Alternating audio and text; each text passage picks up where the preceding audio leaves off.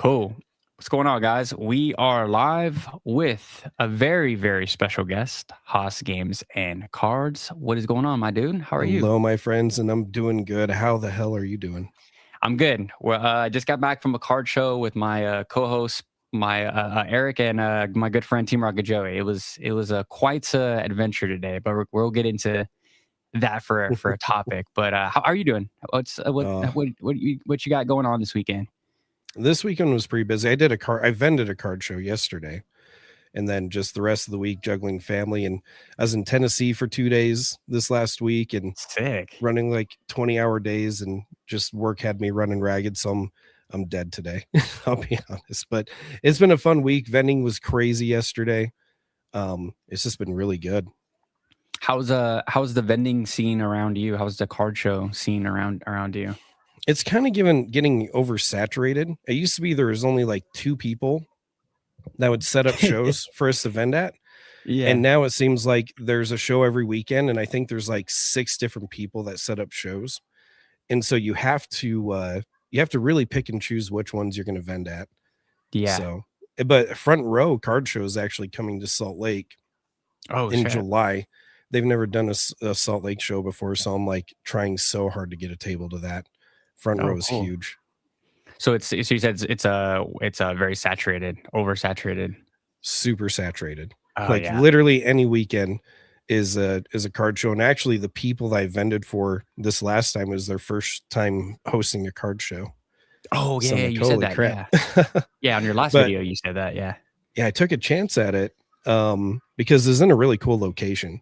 So I'm like, I bet this will do really good. And it did really good. That's sick.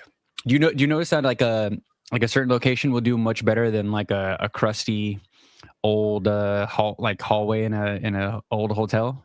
Definitely. Yeah. Definitely. It's like, because where we've been vending lately, like malls are a big one for us here in Utah. Okay. But there's only like one mall that does like super, super good. And then this one was at like this new, it's called the Western Sports Park. And they just have all these like event centers set up, and it's like super new, flashy. That one does super good.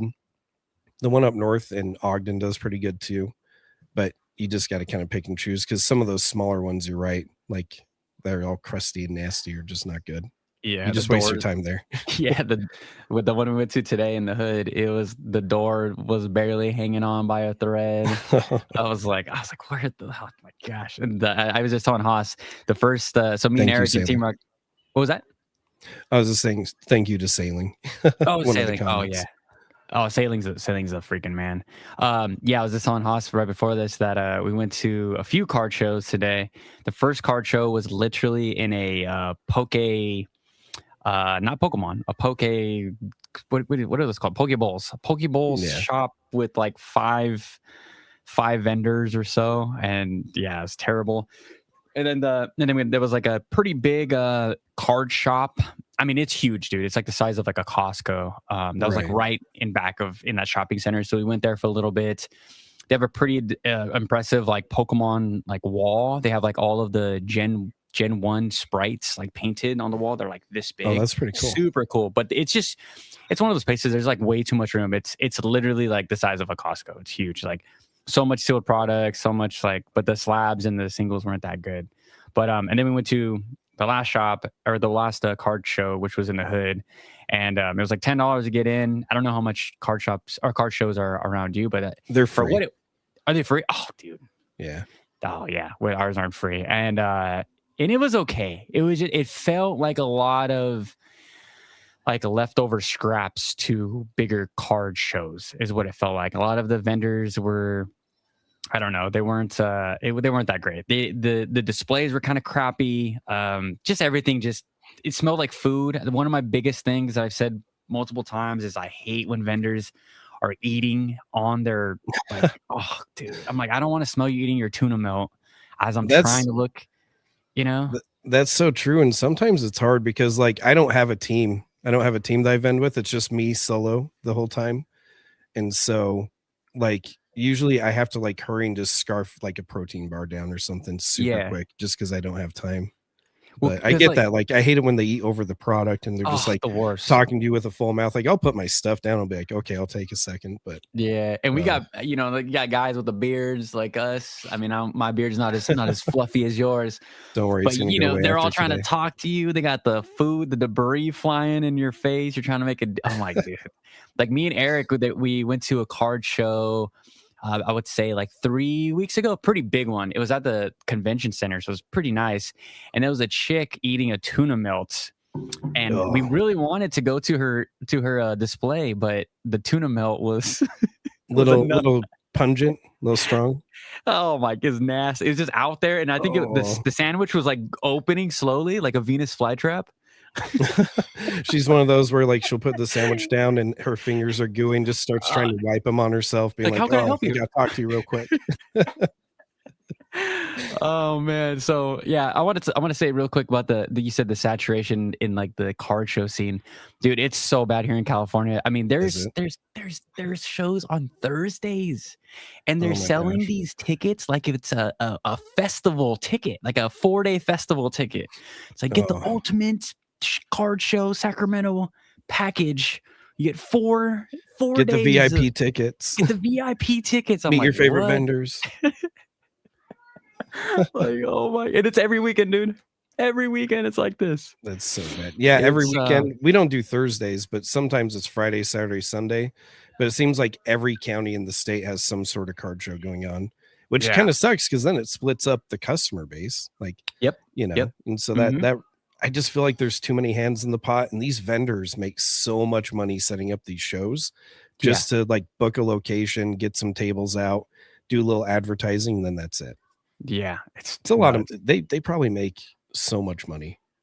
So if there was one thing you can change about the vending scene, what would you change? Or maybe like maybe a gripe you have about it that comes off Thieves. the top. Thieves? Oh Just my thieves? goodness. So many, not just that, but the one that has been really rough and has been making me live stream my shows in the first place is people have been stealing like crazy at these card Oh, shows. it's lame. Like so many thieves, you always like, I'm afraid to just even leave the table to go to the bathroom or something. And Yeah. so I just like am always on guard. Like I'll be talking to a customer over here and I'll be like looking over there though, being like, yeah, we can totally work something out. It's Yeah. it has me paranoid as hell because I got some expensive stuff Oh, and I'm like, dude. oh man, I can't. It's just crazy. But other than that, I don't know. I don't know. I feel like there's some vendors that are like, they really rope people into like being like, I'm going to give you a great deal at like 50%, bro. and and and I mean, I get it. I'm a greedy person sometimes, but like then they come to my table looking being like, oh, I just got this and just did that, and you have the same thing, and then I'll just be like, well, tell me about the deal, and I'll just be like, oh man, I feel so bad for you. Oh, But dude. there's just so many new people in the hobby right now that they just don't know any better. And I was like that too. I remember when I first jumped back into Pokemon, I had a huge magic collection Yeah. and I didn't know anything about selling crap. I do now. I wish I knew. I would have just sold it myself. But I went into a card store and they're like, oh man, these are just not desirable. We'll give you like 40% cash. I'm like, that's fine. I just want to buy some Pokemon. I don't care. Yeah. Gimme. But I didn't know any better. I'm just like, Yeah. oh, and I regret that because I probably had so much money in magic. Yeah. I see that that one vendor that's popping off, Eric from Violet City Games. He did the he's like half white, half Japanese. Mhm. He has like the I think he has like blonde and anyways, I'll have to look he's him up. yeah, he's really cool. He the I think his last short got 2.1 million from what I remember, and he gave a girl, or I don't know, some girl that he knew, a bunch of like really expensive cards, some Mhm. raw cards, and he went to and he had her go to a bunch of graders and see the madness, these lowball 40% offers to this poor girl that didn't Oh, I did know. see that. He, like, set up his sisters under some Oh, it's chick. his sister. Oh yeah, Yeah, yeah, yeah, yeah. okay, I remember. I did watch that, and Oh, I was like, "Holy crap!" Because like, she had thousands of dollars worth of cards, and like, "We'll give you, like, 100." And it's like, "Holy crap. yeah. And then he Holy went crap." back and with her, and he's like, "Can you He's like, "You sure about that number?" yeah." And the guy was like, "I don't even remember what I offered. I don't even know." He's like, "Oh, I already spent all my money for today. It's already." I was like, "Yeah, all right, brother." So Oh man. there is a lot of that stuff going on. I brought these Costco V Striker tins to like the last card show. They were like around $400. I ended up eventually flipping them for a Umbreon V from Evolving Skies. The one where he's like on top of the brick wall Yes. overlooking the pincer. It's so good. Getting And I ready think he to had it direct all valued at like his yeah, army. yeah, yeah. I think he had it valued at like 360. So it was cool. I was like, all right, whatever. But the vendors all before they were like trying to like used car sales me like the pitch of like, you know what, like it's really cool, but I'm gonna have to break this down, and then I'm gonna Oh have to my do this gosh. to it, and then I'm gonna have to like move it here. I'm like, I don't care how you move it. Like that has nothing to do That's with your me. problem, not Yeah, mine. that's your problem, not mine. And so my $400 tins went all the way down to, I think the lowest offer I got was $140. Second lowest was 200. And I was like, oh, these don't move, and they have Evolving Skies in them, multiple Mhm. Evolving Skies packs. And I knew what I had, and I was like, yeah, just shoot me an offer, shoot me an offer. And to hear like, I know they I think they try to, some vendors. I'm not saying all, but they try to take advantage of the seller, of course. And it's just the influx of all these like really new people in the space. You know, they don't really Yeah. know the value of their cards or how they can break it down as well, like how you can get max value out of it. How there's a premium for holding the whole package together. So I don't know. I'm a Do you see? terrible salesman because I'm not pushy. Like I hate being pushy and I hate it when people are pushy to me. And so when I'm vending, I'm just like I let people come up to my table, I'll say hi, and then I don't ask them what they're looking for or anything. I'm just like, how's your day? Whatever. If you guys see anything, let me know. I'll help you. I'm a Perfect. terrible salesman. Terrible, terrible. And then if they want me to buy stuff, I very upfront say what my rate is, and I'll be like, look, there's other people here that'll offer way more than I do. You could probably make more on Facebook, but with all those things known, here's what it's selling for. Here's what I'm going to offer. If you like that number, cool, we'll do it. But if not, someone else will do better. So I'm But that's terrible. I just like vending because it's fun. Yeah, but that's full transparency. You're not like trying to hit them with these like hidden fees, you know? You're not trying to like, I would much rather go to a vendor and know exactly what I'm getting instead of trying to be like nickel and dime to death. You know what I And mean? sometimes they appreciate it. And then you get a good deal. Like I feel like I got a pretty cool deal on this Hell Greninja yeah. PSA 10 slab on my last show that I just did. And Sick. so some people just like the transparency for sure. And I don't Yeah. get pushy. I don't get like, oh man, but like you're saying, it's almost like Pawn Stars where they're like, well, I have to put it on the shelf. I have to wait for however long it's going to take to Like, not sell it. my problem. I'm just like, no, here's my number. And if you like it, cool. If not, then oh well. Yeah, I had so today I brought this like Rayquaza and Duraludon double box, like double. It's cool. It's like a textured Rayquaza skin box from Sword and Shield. It's like a Costco or Target exclusive. It's like $50. It's a $300 box now. So I was trying to shop it around, and this one dude just made me feel like a I'm like if I resealed it or whatever. He's like, yeah, I don't know, like the box is kind of flop. Like I'm like, yeah, if you pull the box apart. I think Yeah, if Joey you're made a comment. manipulating it. Yeah, I think Joey was making a comment. He's like, dude, that guy's just manhandling your box. Like, what the hell?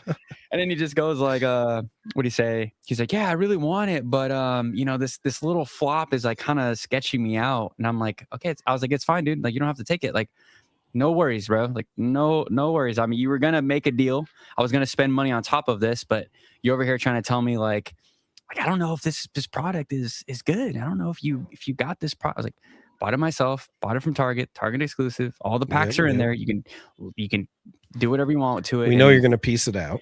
Yeah, you know you're for gonna the piece it packs. out, and you're gonna get all the value from it. And that was the thing I wanted to talk about really quick about these new vendors, because I'm giving them these collection boxes, right? I'm giving them already a deal. I was taking $25, $50 off of these collection boxes. That's a And I'm like, huge chunk.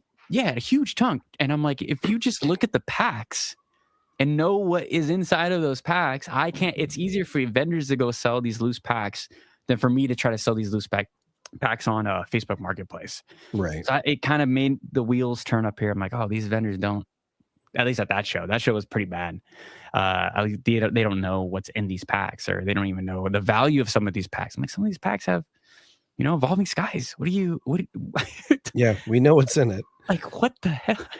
And I'd say there's so many new vendors in the space right now too. Like the last show I did, everybody around me was brand new. Usually like I have my core people that I like to vend with, Mhm. like all my friends in the state. And this time, like it was just like all these new people that I had no idea who they are. I'm like, where'd you come from? Yeah. They popped up. They're like, I heard you can make money here. Yep. Heard Pretty much. heard this is a money zone. I was my favorite is the vendors that don't have anything, but they just have a sign that says buying at 80%. Yeah. I mean, that's not a bad idea though, because I've been saying on my videos, I'm like, and actually I said that in my last video. I was like, even if you don't have anything, if you're just looking to get good deals on stuff for yourself, go set up a table and say you're gonna buy stuff, because there's so many people that just want to sell stuff. So why Yeah. not? Why Just not? It's funny, it's goofy, but I mean it's a good deal. There's that is the It's a good opposite deal of though. that is the opposite of goofy. You spend $60 for a vendor table. You have a They're way sign more that's here. you put a sign that says buying at 70% and you just Yeah. print all Because day. then you get all that, and you can still sell it while you're buying it. You can be like, well, while you're here, do you want to buy any of this stuff I just bought? Exactly. Instant print. Instant flip. Oh my gosh. I'm have you seen there was a guy that was that his short went super viral. He had a single one piece card. he vended all show, just had one piece card. I think it was like $5, and everyone was just looking at it like, the hell is going? They're like almost afraid to approach the table. Like, what is so this? Good. Maybe so I should. Good. I have like 2 one-piece cards that came in PSA magazines. Maybe one of these days I'll just get like a case and just have it in its own special table. Like I'll get 3 tables and just have it on one table. Sick. Yeah, the red one, right? The red magazine promo? Was that one? There's 2 PSA ones. I don't remember what they were because I'm not a big One Piece fan. Okay. I don't know. They just came with the PSA magazines that you subscribe for. Oh, the PSA magazines. Oh, I didn't know that. Oh, the Nami and and the chat can correct me. I think it's the Nami and Frankie cards. I think so. Yeah, I just sent those off to get graded. The PSA to PSA move. I need to do that. I still have them all wrapped up. I need to send them out. I haven't done grading lately. Yeah, I've been falling in love with the process. So shout out to Jodo Jake. I don't know if you know Jodo Jake. Yeah, I know Jodo Jake. Yeah, he does that live with him and Earn. One really good podcast. But he was pushing me for years to just get into the grading stuff and to get some of my grails, because the Pokemon budget isn't big every month, but now from like flipping and like letting some older booster boxes go, collection boxes, whatever, I was able to grab stuff like this. This is my favorite card of all time right now. Is the Gengar I pulled the Shield. one that has Pikachu and Mew in it. Oh, sick! That one is the coolest one for sure. Yeah, I did this by flipping some of my old slabs and selling a lot of my sealed product that went up. That I was buying from Sword and Shield for like sub $100, and I was like, it kind of got the wheels turning again. I was like, okay, this is pretty cool. Like I think I could start selling some stuff to get like these grails. And now my collection is starting to just zone in, and I'm actually like falling in love with selling. I don't know if I would go full vending, but I don't know. I never say never, I guess, right? Well, and I love grading too. I just hate the 90-day turnaround right now and the price increase, even if you're a PSA member. That kind of sucks. And so I haven't been doing a lot of grading. So that's why, but I think a lot of vendors still are. Because a lot of people are like, oh my gosh, I can't find like any gradable cards at these shows. And it's true. It's because the vendors end up, flipping out all their graded cards. And then you get some subpar cards in their cases. So hard to find good gradable cards. Yeah, it's I mean, maybe we talk about that a little bit. There is gradable cards still at some of these card shows, but you have to I love going record shopping, but I love only going to the record stores that have like the dollar records. Like I want to find gems. And I mean, if you guys any of you guys have been record shopping, you're just there for hours doing this, right? You're just and then it's the same way with card shows. Like you better have all day to go look at every single card to grade. Because I mean, my boy Eric, he got into the car. He had a Ninetales. I forget from what era. Obsidian Flames, or is it an old one? No. It was an older one. Okay. It was I think Delta Species, I believe, Oh yeah. around that era. And he turned around. He's like, I did not see that dent because the lighting in the place was pretty bad. But yeah, you gotta like really, really, really take your time at these car shows. And most of the time, these car shows like low lighting. There's not great lighting. Yeah, in you can't there. see it very well. Can't see it very well. So yeah, you gotta take your time. You can get one of those little digital jeweler zoom in things though. Oh yeah, and do that. That's I've done that before, and it really helps a ton. But I love grading. But you're right, like a lot of vendors, a lot of them just don't have gradable cards. They have like PSA 9 worthy cards for sure. 100%. Like you said, you have to be willing to take the day to hunt around, to look through, and just like really cherry pick what you're looking at, especially with the new grading standards. It's harder to get a 10 for sure. Yeah. Unless you're Logan Paul. Yeah. And you have you just send Kenny a nice little check for that PSA exactly. 10. Just a reholdering. Don't worry about it. Do you grade what company do you grade with? Just PSA. Just PSA? Yeah. I'm a PSA supremacist as well. I mean, I would problem is like all the accessories, like the guards and stuff, just so much easier to get for PSA than little seal baggies I put around my cards to help keep them from getting scratched. Like, I don't know. Especially when I'm putting price tags on them. I hate putting price tags on slabs. So yeah, I get them really presentable for sure. Yeah, like I just picked up the Gengar, but it's with the CCIC. So hopefully when I crack this, I'll eventually get a 10 for PSA. This card is going bananas. But I did find one of the vendors, he does his own graded guard things, and it fit. Oh, nice. Good. So it's going to be tougher for me to crack this now. I don't know if I want to, and potentially hurt the card, but you got to take it's one risk or another, because you either have to crack it and hope you don't break it and then send it out, try to get your 10, or you can send it off to PSA to get it cross graded, but then they'll see it's a 9.5 and you have to hope they'll be like, well, it's a 9.5, but it's actually pretty good for a 10. Yeah. So I would crack it myself and make a full video. I'm any opportunity I have to make content and get the daily video done, I'll do it. I wish I would have recorded. My Grail card was actually a Beckett 9.5 Mewtwo, and back in the day I bought it for like $1,300, and I sent it in the Beckett slab. I said, hey, you know what, this meets your guys' criteria, Beckett's 9.5 is a PSA 10.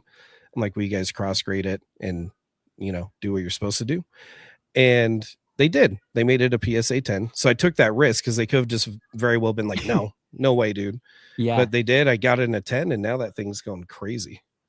Hell yeah, that's so sick. And then there's one other thing. It's the sending it off to the post office for them to hopefully take care of it. Oh my goodness. And just it's like for us. I do it through FedEx. Oh, dude, FedEx is the worst. Is it? FedEx is the worst. They have like the worst customer service. They're like impossible to talk to a live agent. And FedEx also, because I work with Parcel. FedEx has two different facilities. They have full air facility, and have ground facility. Yeah. So it's constantly a question mark of which way it went.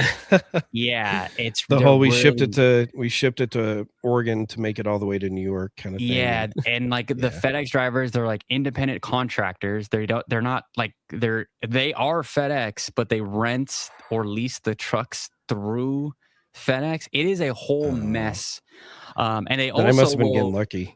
Yeah, you've been getting lucky, bro. I told everybody, like, don't ever ship anything through FedEx. I don't care if it's the cheaper option. Like, you pay the extra $5-10 to ship with UPS. UPS has the best buyer protection. That's the company I work for.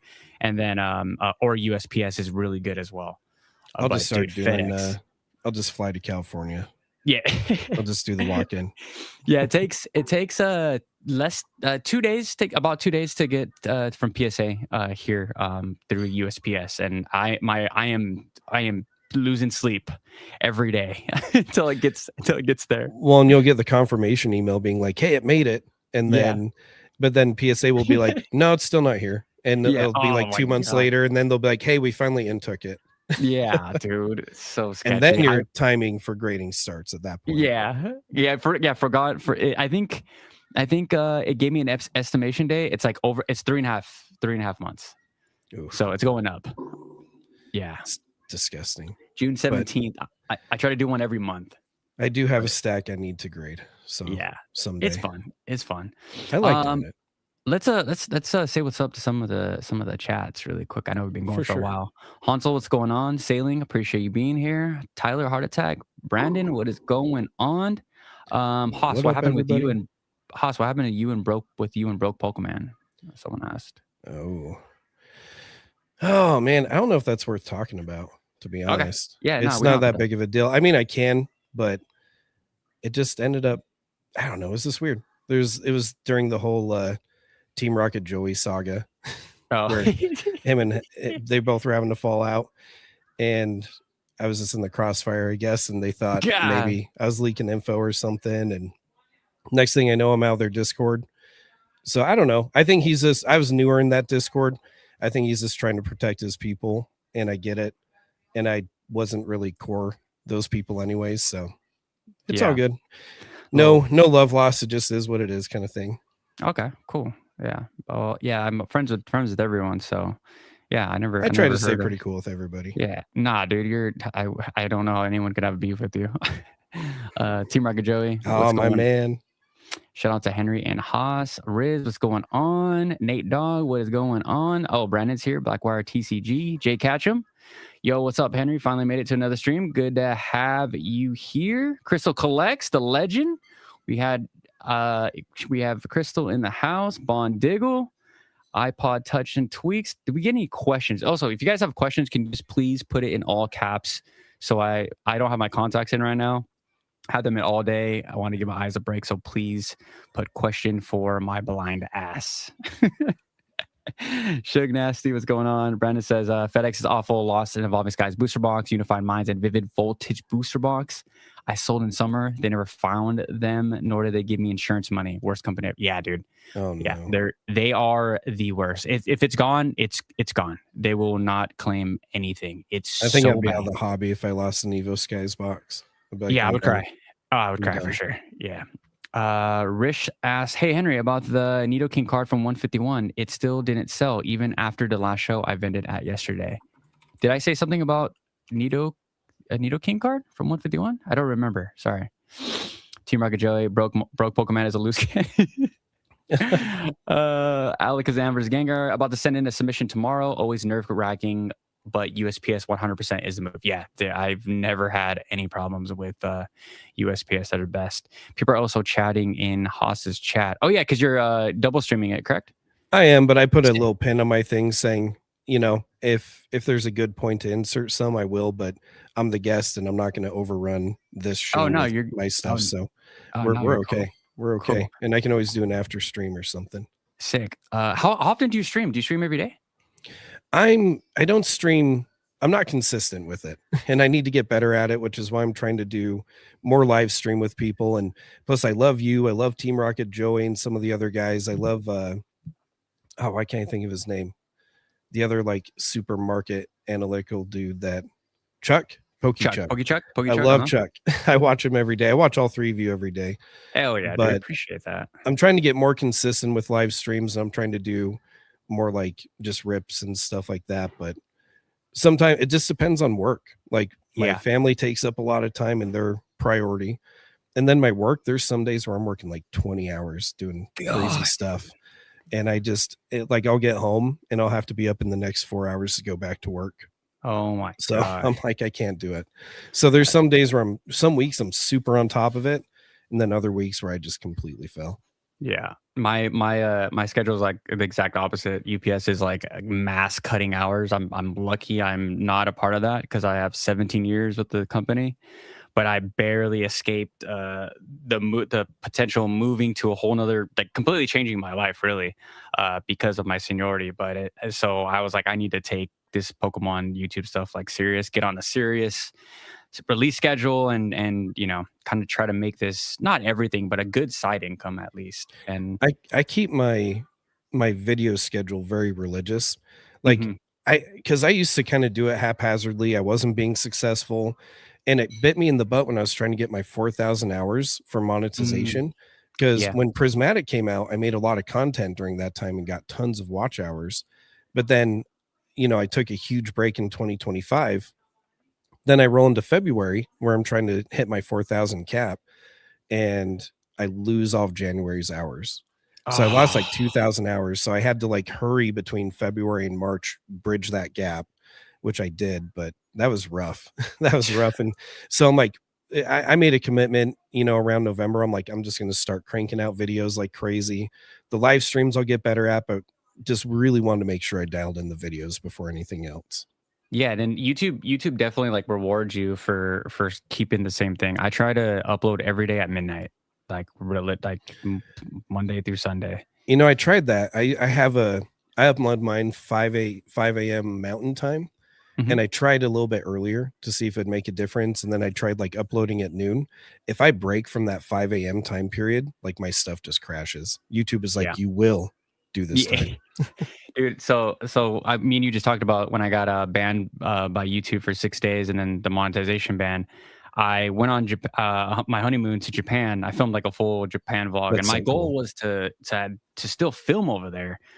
And once I got demonetized and the 6 day ban, YouTube just pissed me off. Like, you know what? I'm gonna take a full month off. I'm gonna like come back, trying to kind of reinvent my content, trying to just change a few things to kind of tweak it. Dude, my views are down 80% Oh, because of that. Like I'm getting cooked right now. But I took it as a challenge. I'm like, I'm going to give the algorithm even more. I pretty much have a live guest scheduled for this entire month. The only day I have off is Thursdays. oh But if wow. there's like news on that Thursday, I will go live and talk about it. So I'm not letting the YouTube algorithm beat me down, but I 100% get you, bro. Like it's tough when you miss that. Are you trying to change just a little bit? Algorithm goes, Yeah. The no, you're gonna algorithm's play. like, no, you stick to what you're doing because Yeah, we had you there for a reason. And yeah, so, and I get that with my job. Like I work 8 to 5, but then there's 2 to 3 nights in a row where I have to work 8 to 5, but then from 5 till about 3 a.m. And on those days, I have to already have pre-made videos scheduled so I don't same. miss it. And if I Yeah, don't, then I will miss them because, like I said, I'll get home, have to sleep for a few hours, and then go back to work. So it's dude. brutal. It's Hey, super like brutal. shout out to you for dude. That is like next level commitment. I don't know if I could. Oh, that's insane. 4 hours of That's why sleep my and eyes are all black. yeah. Jay Ketchum asked me, "What the hell did you get banned for?" I got banned for trying to delete a linked email, and then I got flagged for privacy and security, and they made me upload every single identification known to man. And yeah, so they took me out for 6 days. I couldn't post like at all, and then the 32-day monetization ban. And then, dude, so I thought everything was kosher after this. I just got remonetized again. Like everything went through. I got like a back paycheck, which was nice from That them. is nice of them. Yeah. And so I'm like talking to a Discord. I'm like, we're talking about with cars or whatever. And then I was like, oh, they're like, oh, Henry, what are you doing? I'm like, I'm applying to get remonetized, and I'm going through the chatbot, all that stuff. And then they were like, yeah, if you can't submit 3 forms of identification, like you're at risk for your channel being deleted. Oh, I was geez. like, dude, there ain't no way. I'm like, I literally just went through hell for 32 days. You guys are threatening to delete my channel. I'm like, I'm like, can I talk to your supervisor? Like, I only have 3 forms of identification. I don't have anything else. I don't know what Yeah. you want me, like just pleading with them, dude. And finally they upgraded me to like a supervisor, and he pushed my channel through. He's That's like, oh, you're nice good. that they But actually took the bro, time to do that. I haven't cried in a while, like years, and I was I was almost there. It's like I I bet worked. because all that hard work, dude, just about to go down the drain Yeah, and all the dude. consistency, like that'd be rough. Like I love this hobby. Don't get me wrong. I love it to death, but I don't know if I could do this, like build this up again. No, Like yeah, it's so tough, dude. It's my so wife would tough. kill me. Yeah. My wife would be like, "You have to start over and make nothing again doing all Yeah. this." Nah. Oh my goodness. I'd cease to exist. My Yeah. website, you'd try to pull it up and it'd be like, not here. It's God, gone. dude. Like that's the scary part of the content creation space if you went all in, right? Right. It's so scary. If YouTube out of just a snap of their fingers can just disagree with what you're posting or what you said, or the AI can kind of tries to transcribe your words and you said something that it didn't like, and you're not monetized anymore. Some things are just so touchy like that. Like my website that I sell from is built off of Wix. And every time I Mhm. got to sell, like, for months, it would be like, oh, this is a fraudulent thing. Like you're being disabled. Like all of your website stuff's being disabled. You're taken down until you can do X, Y, and Z. And I finally got to the point where I'm like, I want a supervisor because if I have to do this every month, like I'll move to Shopify, I'll do something because I'm making you guys money too. Like, knock this off. Yeah, This is so stupid. I don't know why it was going on like that for months, but finally it stopped. But it would like always happen when big new releases would happen, and it would just like clog up the pipeline so bad. It was killing me. It was literally the worst. they're like, you're making too much money. We gotta slow this down. We gotta. No, I don't make a lot of money. I wish. I'll say I'm it's not time. pokey any status. Yeah. There's a question actually for both of us by Rish. He says, what advice would you give someone starting a channel? Not Pokemon, just in general. How would you answer this question, Haas? I think I don't know. I mean, you have to have a good reason to do it for one before you even start it. Because like I was watching Team Rocket Joey, he inspired a lot of just my brain, I guess, Same. in general, because he's talking about financial freedom. And I'm sitting here. I mean, you just heard about the hours I kind of work. And Yep. if you guys even knew like what I did for work, you'd be like, how are you not like passed out dead right now? But like if you don't have a good motivational factor to do it, you're not going to go full bore like you need to. You're not going to be committed, and you're just going to be wasting your time because you have to be consistent. And that's the number one string of advice that I think anybody's going to give you is you have to be consistent. You can't be fake, like be yourself. And people are either going to love or hate you. But the nice thing about that is if people hate you, they drive your algorithm anyways. And you have Yep. to have some kind of thick skin for it. You have to be able to just take it and be like, cool, sweet. I even, you know what? I'll be honest. I have my wife give me a ton of crap in my comments just to kind of like develop some conversation in the comments section. But you just gotta do what you like to do. And if it takes, cool. And if it doesn't, just keep doing it until it does. Cause I'm not the most entertaining person ever. Mhm. But I mean, when it comes to like learning about business, looking at market stuff, whatever it is, like I at least have some input that's important. So I guess just have some important stuff to be on about too. Yeah.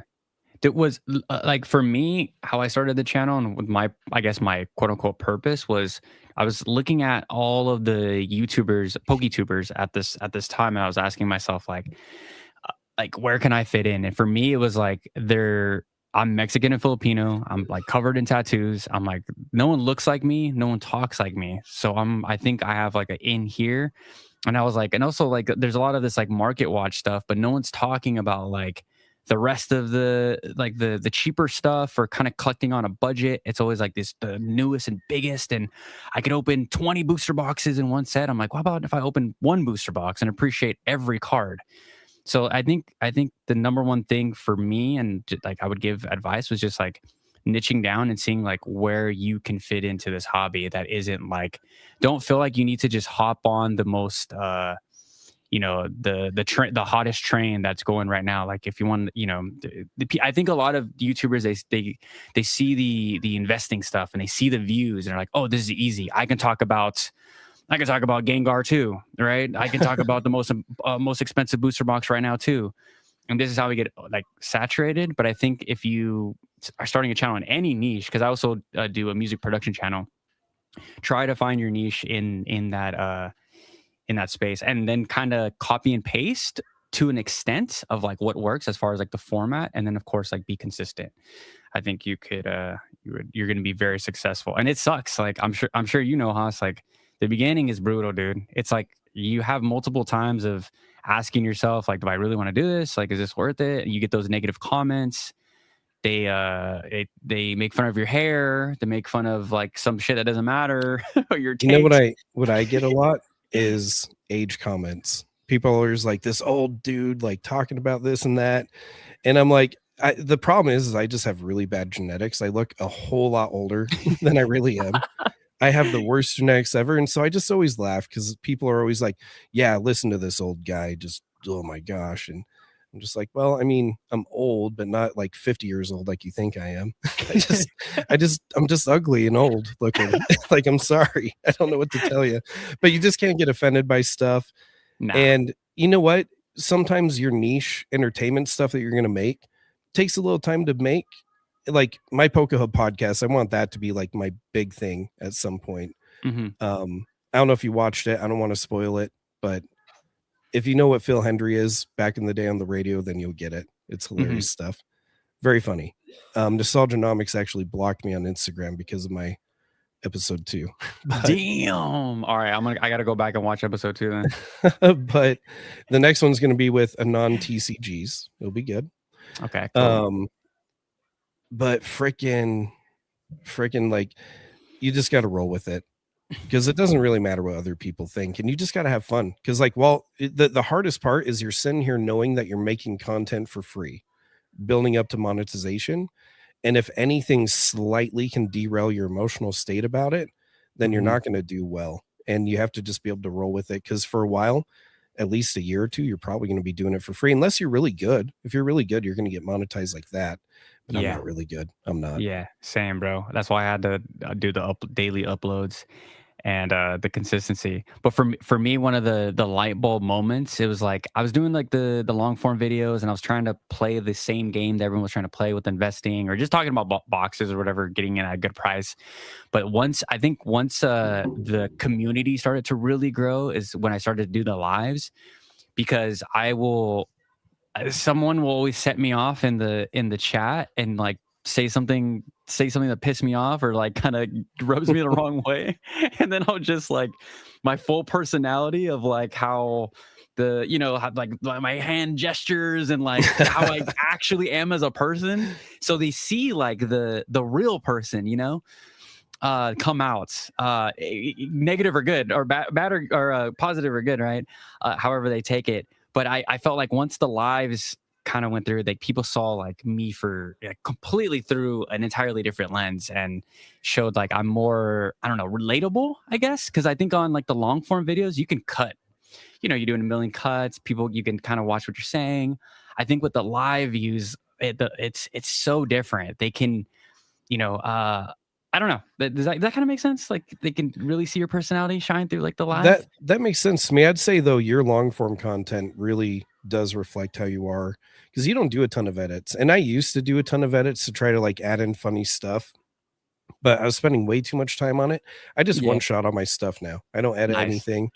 I used to have like, I even stopped putting in background music, which I want to put back in, but same. I mean, I just stopped, and I feel like people kind of looked at that and were like, oh, it's just some dude just speaking whatever he thinks his opinion is. Yeah. Whether it's dumb or good. Yeah. I hate my job. My job it's so easy because I'm high seniority, but I still hate it. It's just a dirty, stinky warehouse, hella loud, hella bright. So I'm watching like all the YouTube content. And I get home and I'm just like, I have so much pent up like knowledge of the hobby, good, bad, or whatever. And I just come on and just pretty much talk and blab about what I'm feeling like today. And I stopped worrying about that stuff. I stopped worrying about the investing stuff, the markets, the graph, and like what's the next available play and all that stuff. Like I'm like, nah, screw that. I'm just gonna sit down, talk to the camera, and tell you guys like how I feel today. And I feel like that really drove like my channel. Like I went from like 2K to 4K like in a year really, really fast. And the lives were doing good, or everything was doing much better. I was like, okay, I think I found something here. People fell into this rut, and I get it because it makes them sound better, but they started like editing out dead spaces and pauses, like where you have to be like, and think for a second. And people really like started hyper editing their stuff and like doing all these cuts and stuff. But then I'm just like, well, I don't know. It just seems less real to me. But that's just me. I know a lot of people like that, but a lot of people who just put in all that stuff, and I'm just like, unless you're doing a major production, I don't know about that. Yeah, But that's just me. I think Keep it some real. yeah, keep it real for sure. But I think some people need to get those cuts because they have like an awkward like spacing. And it did. I mean, if you guys don't believe me, go watch my early videos. They were rough, bro. I was not comfortable Same. talking to the camera Same. like at all. So it took me probably 2 years to actually get comfortable and speak. So I think if you're starting out and you're not really comfortable, like the true test is going on a solo live with no topics, with nothing popped up. That's when I knew I had like the brain to do it. I was like, you know what? Screw TCG player. Screw the cards. I'm just gonna pop in and let's test the brain of Henry. Do I really know Pokemon like that?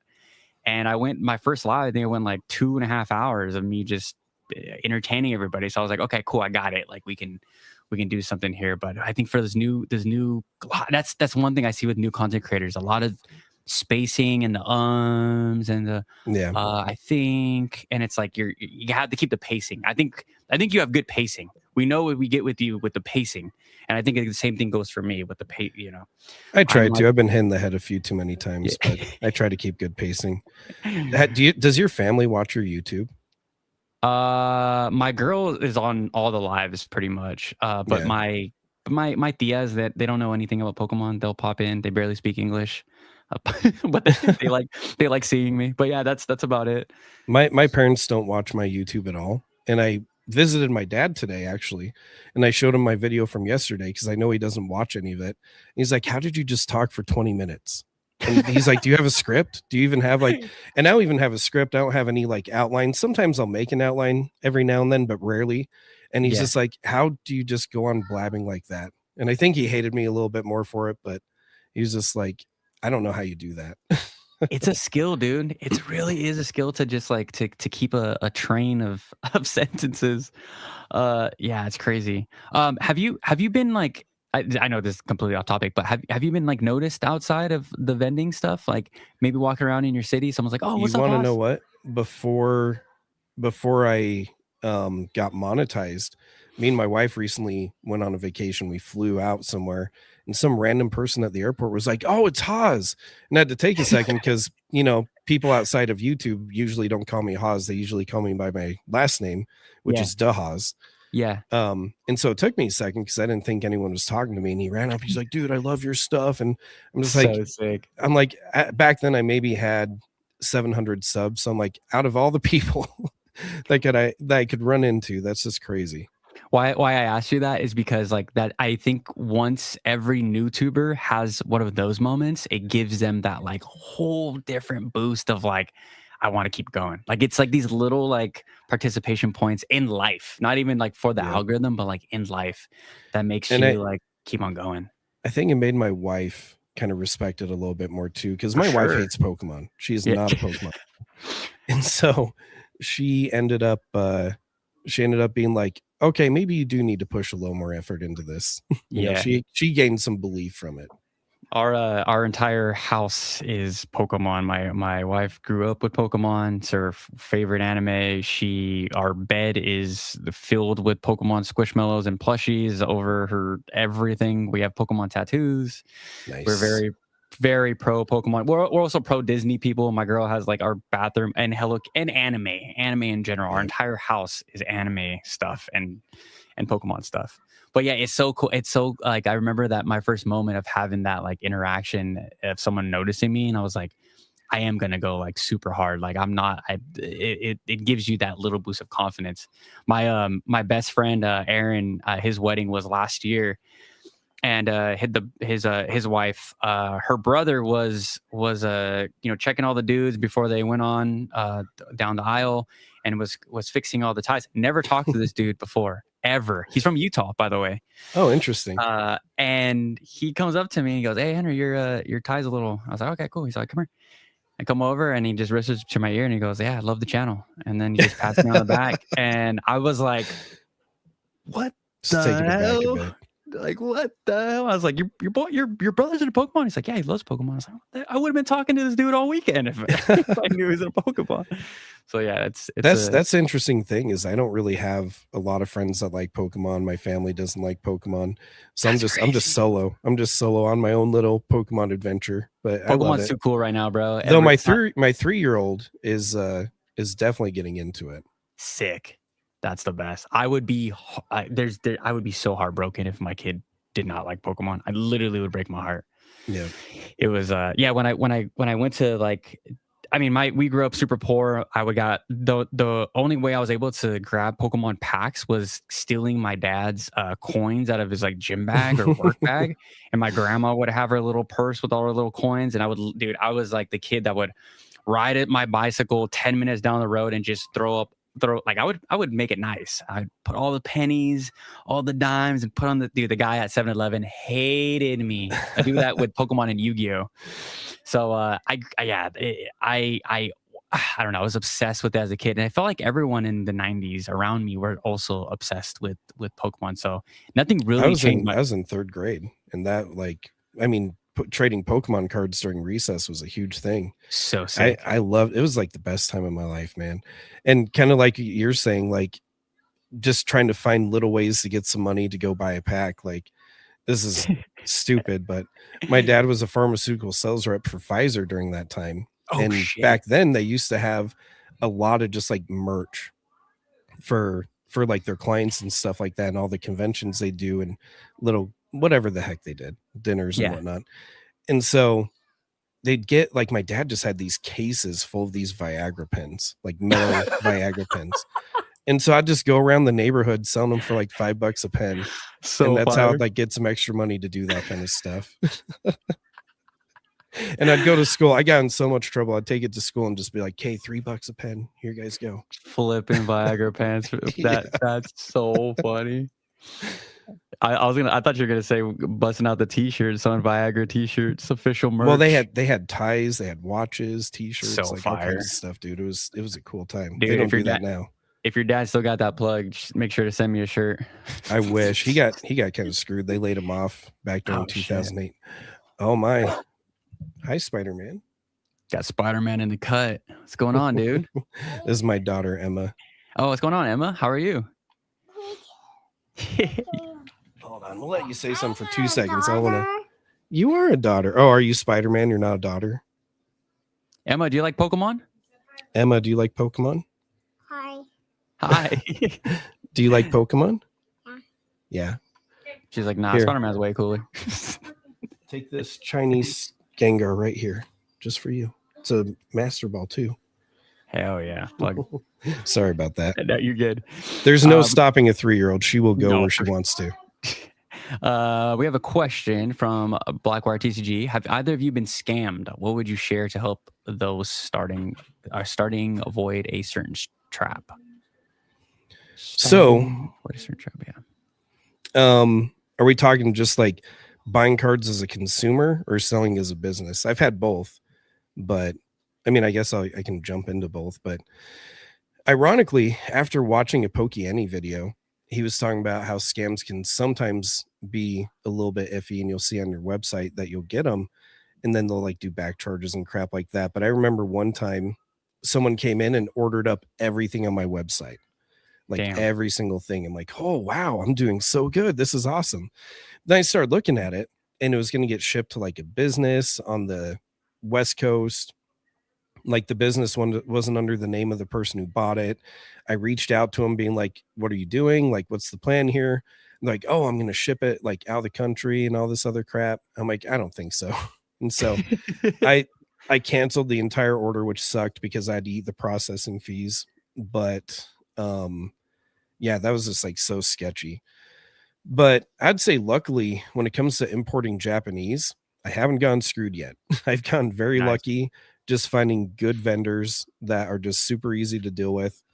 But as a consumer, there's one time I did buy a Pokemon card, even through PayPal goods and services, just from like an Instagram post. And it seemed like a good thing. Like he's had multiple sales before and all this crap.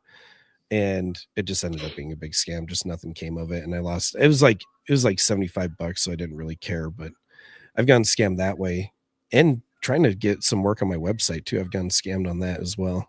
Lame, dude. I haven't got scammed. My last I do everything in person now. Yeah, shout out to eBay's 100% buyer protection. But I bought one of the. Trying to see if I still have it right here. I have a huge submission. Oh, I have it right here. I bought. If you guys know in the Discord, you guys are gonna laugh at me, but I had a backup plan for. Gosh darn it, maybe I don't have it. The simplified Chinese Gengar from the Gem Pack Volume 1. One of those. The one where he's like in the library. It's like very Disney-esque. So I saw that someone listed them. This is right before the great China scam stuff that's happening right now on eBay. It's like everywhere. I don't know if you've been seeing it, but there's so many new sellers from China that are just the same photo, the same description, and they're all scams. Like they're like $50 in the market. It's always a good deal. So I saw that Gengar, and I had the alert for it from eBay, and I was like, oh, cool. It's like $40 under. It must be crashing. And I alerted my Discord. I'm like, hey, I know the risk for this card. I'm still gonna buy it. But I'm just letting you guys know in case it goes through, and it's cool. And they sent me the card. Dude, this thing was pretty damn close. If you were an English collector and you didn't know like the texturing or even the Chinese little stamp thing in the corner, you would have been chilling. Like it didn't have like this like gloss that went over it, like this rainbow that was very apparent through it. It looked like a normal art rare that can completely get passed on to the next person. PSA would probably screw it up too. They would grade it, yeah. They grade it. Yeah, the Chinese scams are getting crazy because if you don't know that their higher end cards have that little stamp in the gray border, yep. And some of the boxes, like they will literally open a box and then like somehow reseal it and do like this crazy sticker tape over it to make it look like how it used to be. Yep. Like the Chinese scams are elaborate and huge. So but luckily scary. I have a good Chinese vendor. So, but as far as avoiding scams, I literally will not buy something from anybody unless someone else has dealt with them before. Like I play it super safe. It's not worth losing your hard-earned cash, especially with the current inflation and everything. Like you guys work so hard to get what you need, and don't lose it. Don't lose it. It sucks. I have that right here too. Oh, sick. Dude, this is like straight up if Disney designed Pokemon cards, had a Pokemon collab. One of my favorite Gengars of all time. I'm so happy I have this in my collection. I'm a big Mewtwo guy, and I recently got like this armored Mewtwo from Japan. So gangster. One of the best Mewtwo cards of all time. Let's see. There was okay. Bondigo had a question for us. All you have to do is talk about Prismatic, Destined Rivals, and Ascended Heroes to blow up on YouTube. Yeah, I mean that's a cheat code for sure. Because people only care about the ultra modern, expensive stuff. I mean, we're seeing. Oh my gosh, I can't believe that Gengar from Ascended Heroes is doing what it's doing. It's just insane. It's a cheat code, but don't feel bad doing it. Like if you're setting up your stuff that takes a little bit longer, that's your niche to do for your channel, and you need to do some filler stuff to keep the momentum going and to get some easy views, there's nothing wrong with jumping on it every now and then, but still stay true to the stuff you like to make too. 100%, bro. I completely agree.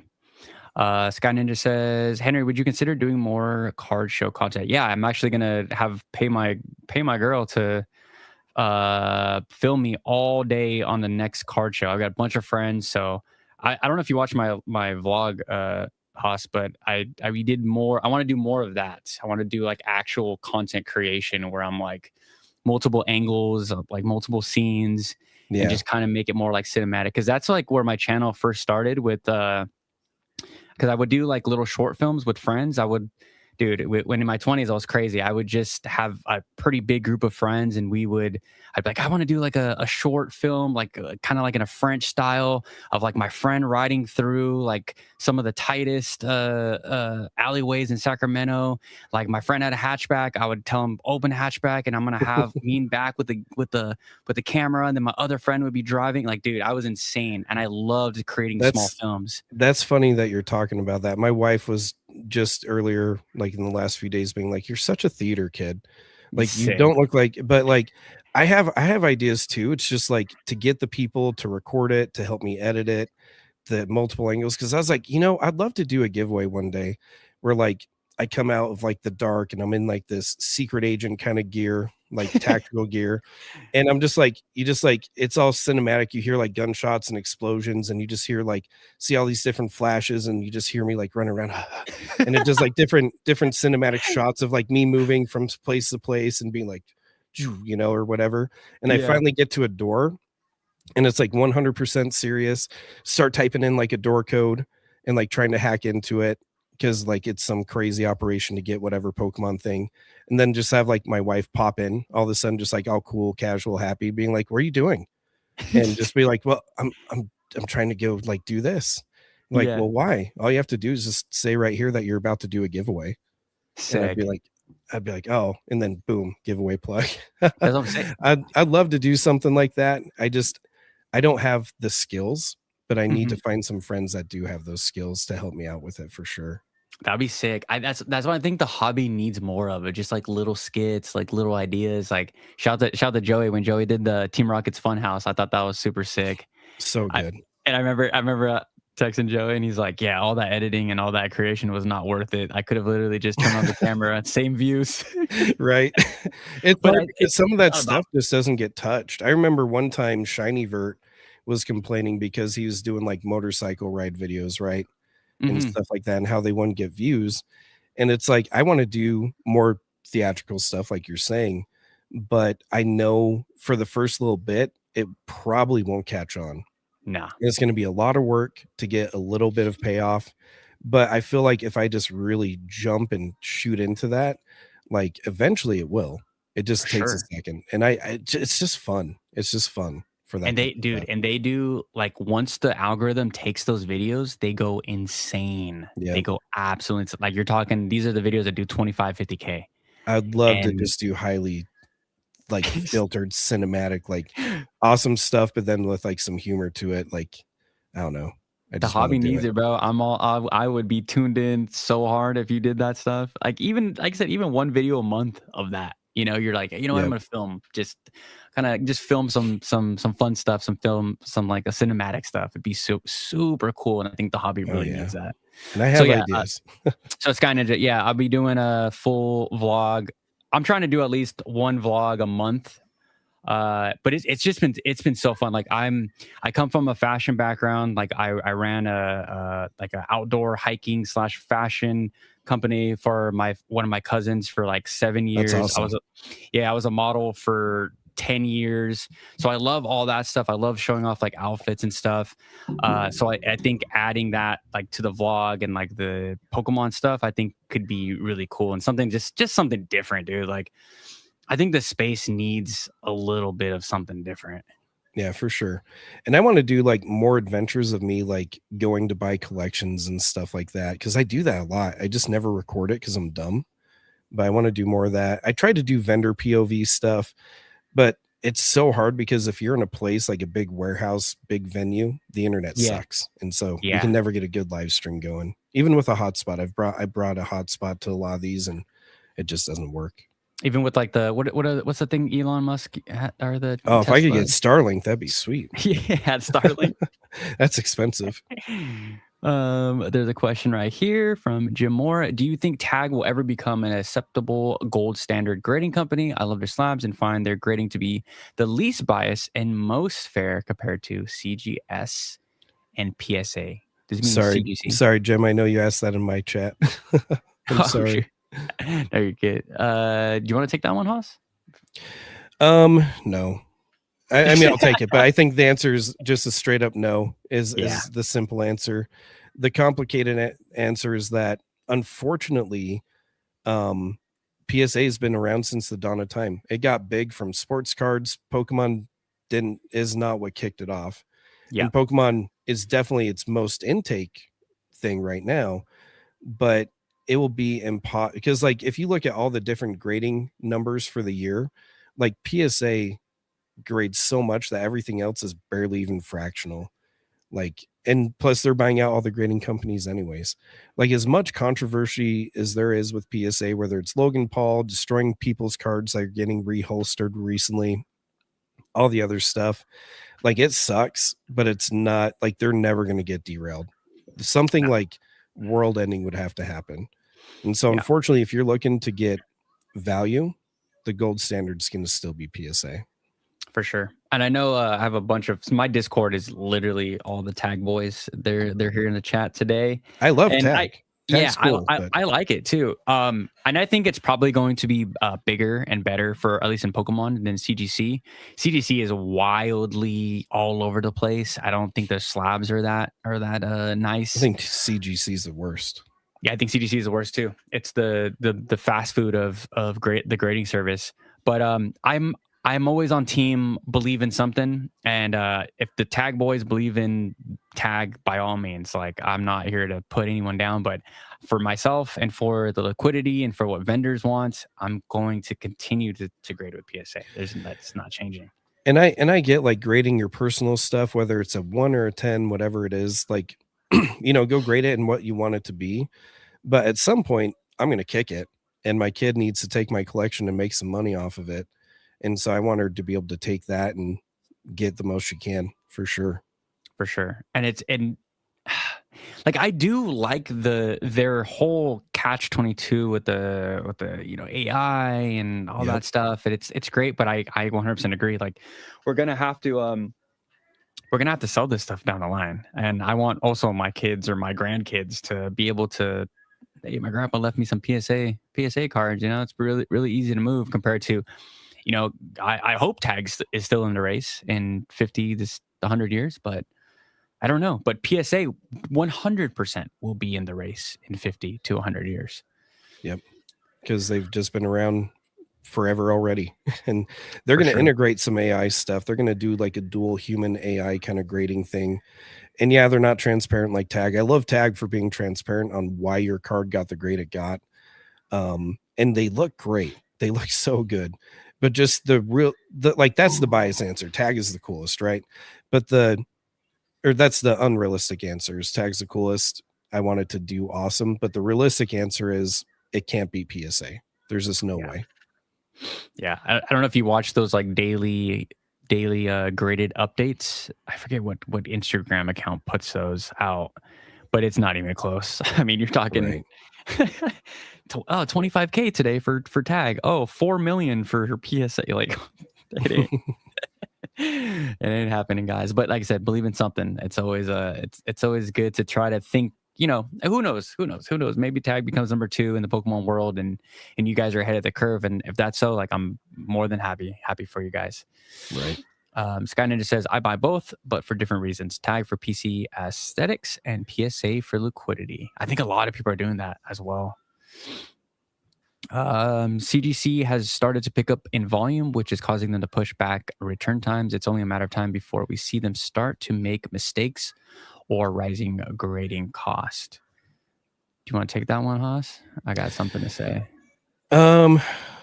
I feel like they're already making mistakes. Like we literally saw Shiny Vert cut up cards and send it as miscuts, and they totally graded it as miscuts. And was it CGC that did the beta cards or whatever they're called? Yeah. Like the test cards. Yeah, they screwed that. Like they're already screwing up. Yeah. And what's funny is they made that post recently too, where they're like, wow, look at PSA doing all this bad stuff. Shame on them. And I just sat there being like, but you're worse. You're just as bad, if not worse. Like it's funny, like the pedestal they put themselves on. They may be picking up volume, but I think that just has to do with PSA's turnaround time right now and people wanting a cheaper way to grade, because right now PSA is way expensive to grade. And then the markups and everything. CGC may be getting a little bit more attention, but PSA will pick it up again eventually. It just doesn't matter. Yeah, you said exactly what I was going to say. Like the CGC has already been effing up for quite some time. And as far as like the return times, like you guys have to remember a lot of these whatnot streamers are sponsored by CGC and they control a lot of the that supply. So there's, I don't know, there's a lot of like asterisks next to CGC when it comes to like the return times. It's not because of they're getting max value or, and I mean, now that I have you here, Haas, I want to ask you, like, as far as a vendor, do you touch CGC slabs getting traded into your? I don't now. When I first started vending, or even on whatnot streams, because I used to whatnot back in the day. I do my YouTube live stream stuff. Like I've tried everything. I've tried vending, I've tried website, I've tried like whatever. I just wanted to touch it all and give it a shot, right? On whatnot, they don't sell very well. And then on eBay, they don't sell super great unless it's like a pristine 10, then maybe a little bit better. But I remember I bought up a Squirtle, Warturtle, Blastoise CGC 10 around the time 151 came out, and I got those in a trade-in while I was vending, and I maybe a month ago finally sold them. And I like, holy crap, the price jumped up enough to where I could finally be like, look, I'm gonna cut you a killer deal. Just please take this. Just please take it. Like I will lose like $300 on this deal, but I've made enough in them to where it's fine. I just want to get rid of it. And it does not move. It just doesn't move. It's so hard to sell. I won't touch them anymore. Like unless you're giving me to like for pennies, like I'm not touching them anymore. Every time someone comes up, they're like, look what I got. And I'm like, go away. Yeah. No. When me and my co-host Eric, we went to that card show, there was this couple, right? And I think Eric mentioned something about CGC, or I was looking at it. He's like, oh yeah, they have a CGC 9.5 or whatever. And this couple like turns around and tells us like, they're just like, don't do it. Just don't do it. Just like we just try to offload a whole grocery bag full of CGC slabs. Like that was the worst. That was the worst idea we've ever had, was to grade our cards with CGCs. Like we still have half of them still in this bag. And I turned to the camera with Eric and I was like, what did we learn? What did we learn today about CGC? He's like, don't touch them. Don't touch it, guys. Just don't touch it. It's I don't even like the slabs. I think the slabs look super cheap in my personal opinion. They're just ugly. Like if we're comparing how slabs look, Tag looks the best, CGC looks the worst. For sure.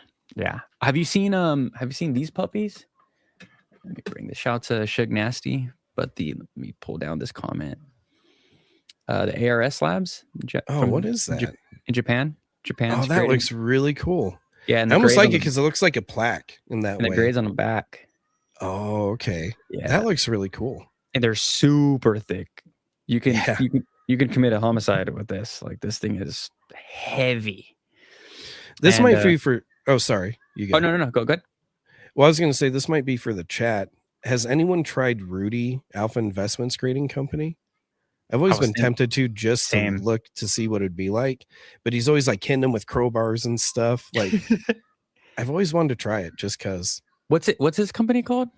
I don't remember what it's called. I'd have to find it real quick. While you're finding that, let me take some of these chats. Hector says PSA has the best liquidity at the moment, and it's for sure money printer ATM. Not enough tag love yet. I agree.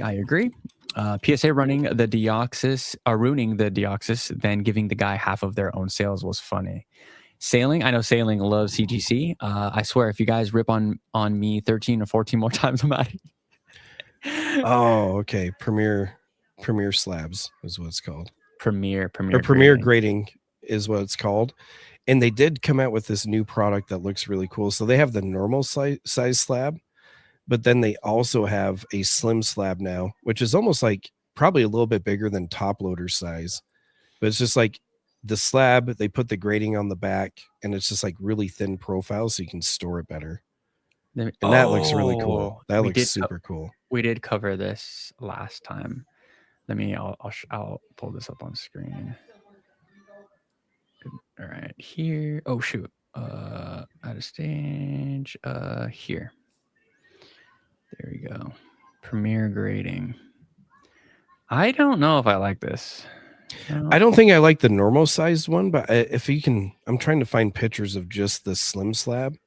I really like the slim slab, actually. I don't think he has any pictures because it's newer.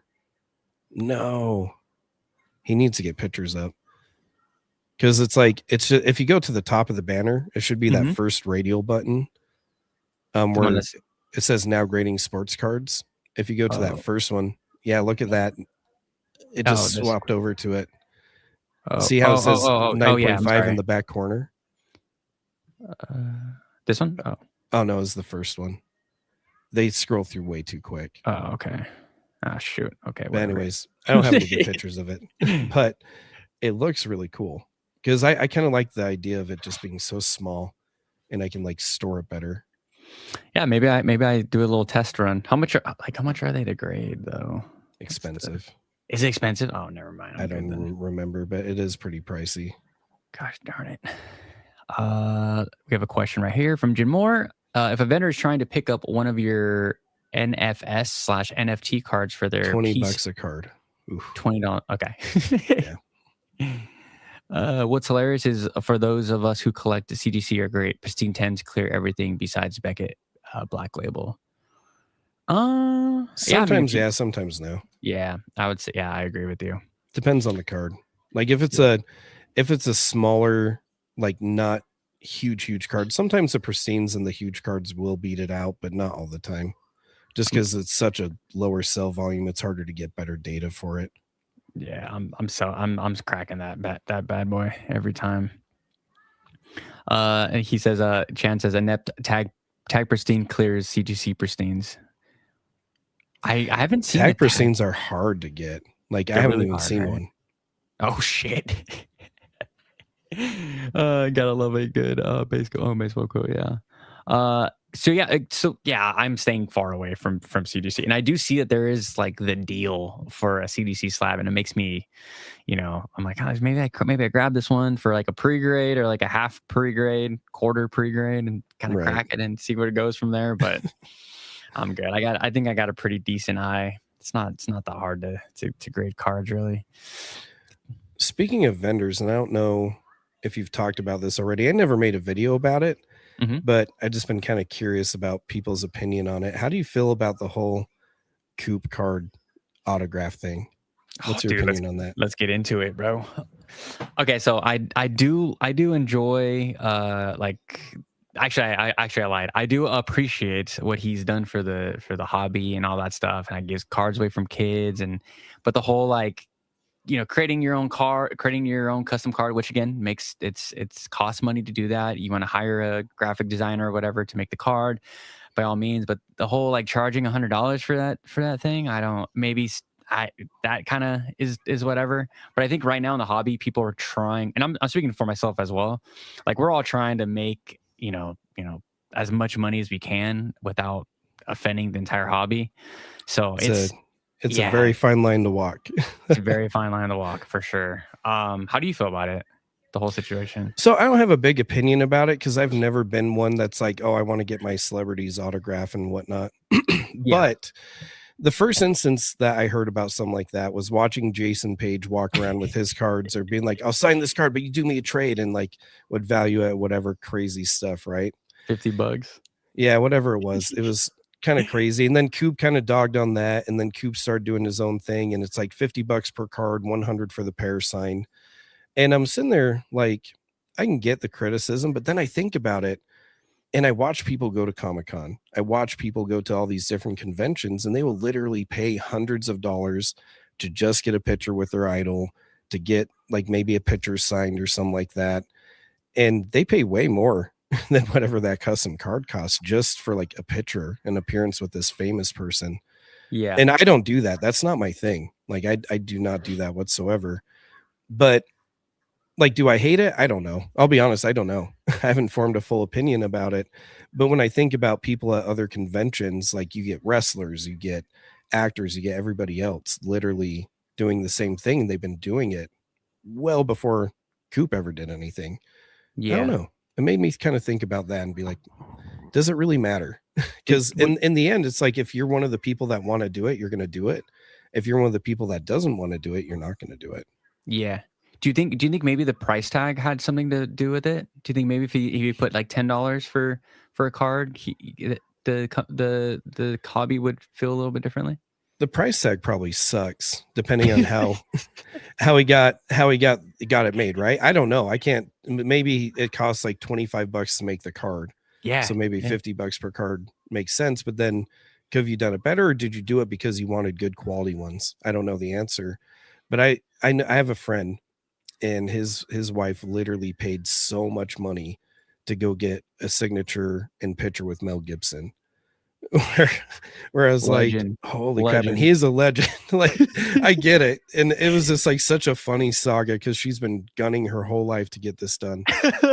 But I'm just like, I don't know, like $100 for a card to when like people pay way much more for an actor and their time. I don't know. People do it for all kinds of weird stuff. You got OF, you got people just kind of simp over the weirdest things. And I just feel like people are going to do whatever they're going to do. Yeah. Love it or hate it. Love or hate it. Uncle Shrimp says the reason it bugs me because it's so counter to the persona he's built up and the marketed. It feels like it doesn't align, especially for that crazy price. He also gives them out for free at his shows too, though, right? I believe so. That's what I heard. I heard there was a counter argument to that as well. Because then, because if that's the case, then he's got to recoup that cost at some point. Coop has got to recoup, right? I don't know. Yeah. I'm not trying to defend him. Sometimes I just like to play devil's advocate. Like, I don't care for it. I think it's stupid either way. Yeah. But I don't know. I guess, like I said, if people want to do it, they're going to do it. But yeah, I don't know. I see what you're saying too, Unc Shrimp. Like 100%, like the price and the persona, because he's supposed to be the good guy, right? I don't know. That's why you can't be the good guy. But bro, here, I mean, I'm glad you said that because like, I don't understand why the good guy also can't make money. Yeah, there's not, especially if that's your career. That's what I'm saying. Like I when everyone was covering it, I was like, for what? Like it's a little expensive, but like maybe, someone that's their dude and they want a picture of our signature with their guy, and they're willing to pay the $100. Like, I didn't see anything wrong with that. Let me ask you this question. Okay. Or let me get your take. The number one thing in the vending shorts forum that literally bothers the living hell out of me, and I think it's nasty work, is when they you see when vendors are like clip farming for kids, right? And then by all means, that's it's great. They do, it's good for the community, passing that baton down to other Pokemon lovers and creating that longevity. But when you see when they target like a mentally handicapped kid or like one of those, I don't like that. You can do that stuff like off camera to me. I don't think we need to.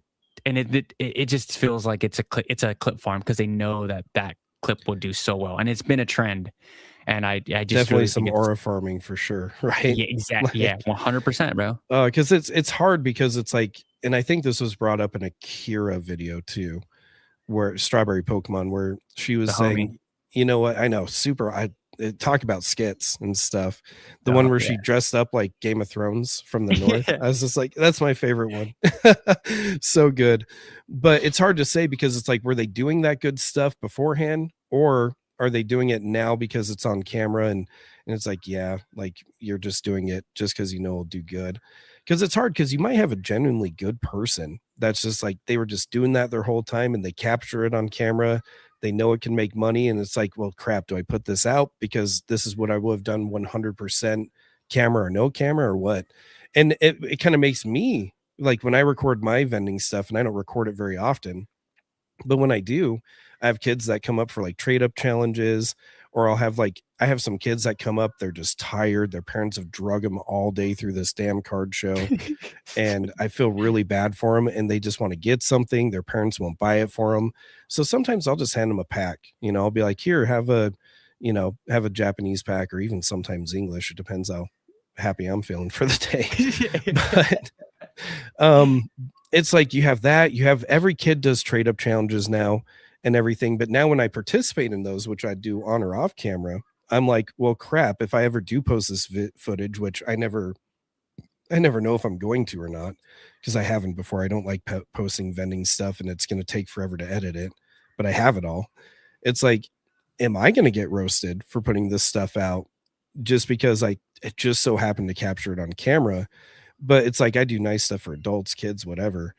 It's just rough. It now puts that into the microscope to where if anybody else does it, no matter what their intention is, it's going to look bad.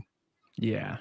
I 100% agree. Like what you're like, you ask yourself, does this guy, was he doing this before the camera got turned on, or is he like clip farming or aura farming? You know, Right. it's just, I think it's one of those things where it's like giving, filming people, giving money to like homeless people and stuff like that, or like using the meta glasses to go to like a homeless shelter and like do good deeds. I'm like, I don't need to you to monetize this. Using Like, a you know what I mean? vulnerable population Yeah, to exactly. when that's their intent. They're like, I'm monetized, I'm going to go give away some money and stuff like that. Like, it's like, just do that out of your own grace. Like, just do that just because you feel like it's the right thing to do. Exactly. Because you're Yeah. right, there are channels that are just 100% built on that. Yep. 100%. And yeah, that's the latest. At least I'm not gonna say it's like a trend or anything. I don't want to say that, but it's definitely been multiple vendor contents has been pushed out to me doing that, and I just do not like that, dude. It Yeah. really makes me freaking sick. I'm like, just help them out, you know? Like, you don't When I gotta. have to deal with those vulnerable populations all the time. And so it's like there are times where I'm out in my community for work and some crappy things happen and I have to be around family or kids or whatever. And they'll be crying. I'll be like, oh, here, I got some Pokemon card packs in my car because I keep them around just for this case. Yeah. And like I would never dare catch that on camera. Like Yeah. absolutely not. Just so bad. There is little like little cheat codes to get the views in the hobby, and some Yeah, of the cheat codes are nasty. That's all I wanted that's to fair. say. Yeah, that's fair. We're at an hour and 25 minutes. Do you want to have one more? Do you have a question for me? Maybe a topic for me we can get into before we kind of wrap up. I guess just because what's your like overall goal between we've talked about some of this stuff, but like, are you going to start vending? Are you going to start a business, or is it mostly content stuff? Because I know for me, like I have an online Pokemon business, which is where it all started, kind of fueled by Pokeannie telling me I couldn't do it and get Hell yeah. distribution and stuff. So I was like, Yeah. you know what? I'm going to go do that and get distribution and show you. And so, like, mine was fueled by someone telling me I couldn't, in their videos. And then I'm like, well, I like making content. I like doing this. My plans this year are to focus way more on YouTube than anything else, but I'm still going to be vending, running my online business and stuff like that. I was just kind of curious what your aims are. So I think for me in this next year is going to definitely be the vlogs of kind of like I do love Pokemon. I do love like the characters and all that stuff, but I want to get back more into like creating more quality content. And with I said, I love fashion. I love different camera angles. I love being outside. I was talking to Sky Ninja. He's in the chat. I was telling him, I was like, dude, I want to come visit you. He's a huge. So we have a gym channel on our Discord. And me and Sky Ninja, we pretty much hold that down, and Bondiggle about like workouts, daily workouts, and our goals and all that stuff. So just outside stuff, and just kind of how we can turn this to Pokemon or with Pokemon. Like maybe I do a workout vlog, go visit Sky Ninja. We do a workout vlog, and then we go to a card show, or like just something different but involves Pokemon, but just with a little bit more cinematic feel. That's really my goal for this year. And then just the YouTube stuff. Like I don't have any. I'm actually like offloading all of my English like that I have left English Very products. I'm nice. kind of I'm cool off of it. But I go to Japan a few times a year, and I'm absolutely in love with everything Japan. I definitely want to be going out there more, filming all that more, and just really dialing in the Japanese market more. I It's love Japanese. I love selling so good. Japanese, ripping Japanese. Like, I love everything about I have tons of Japanese stuff. Like, I love it. So good. So like when I went, bro, I just like every time I just re-fall in love with like the Japanese market, Japanese food, the people, the language, all that stuff. So those are really my two big goals. Like my 5-year goal is like I want to be fluent in Japanese. I want to be there like 3 to 5 times a year to shoot videos for big drops, for new releases, interviews, talk to people. I have a lot of good friends that go there quite often. And just expanding more than the Poke Corner. It's funny because like it all started in this Poke Corner. I want to get out of the Poke Corner from time to time. You're evolving. I'm evolving, yeah. Yeah, so really just YouTube, dude. I'm growing the channels for the channel membership. Like I want to provide like, I don't know, I'm like one of those people. So I do music production on my other channel, and I do like my other store is like little kits to help producers become better and become like make beats faster, like drum kits Right.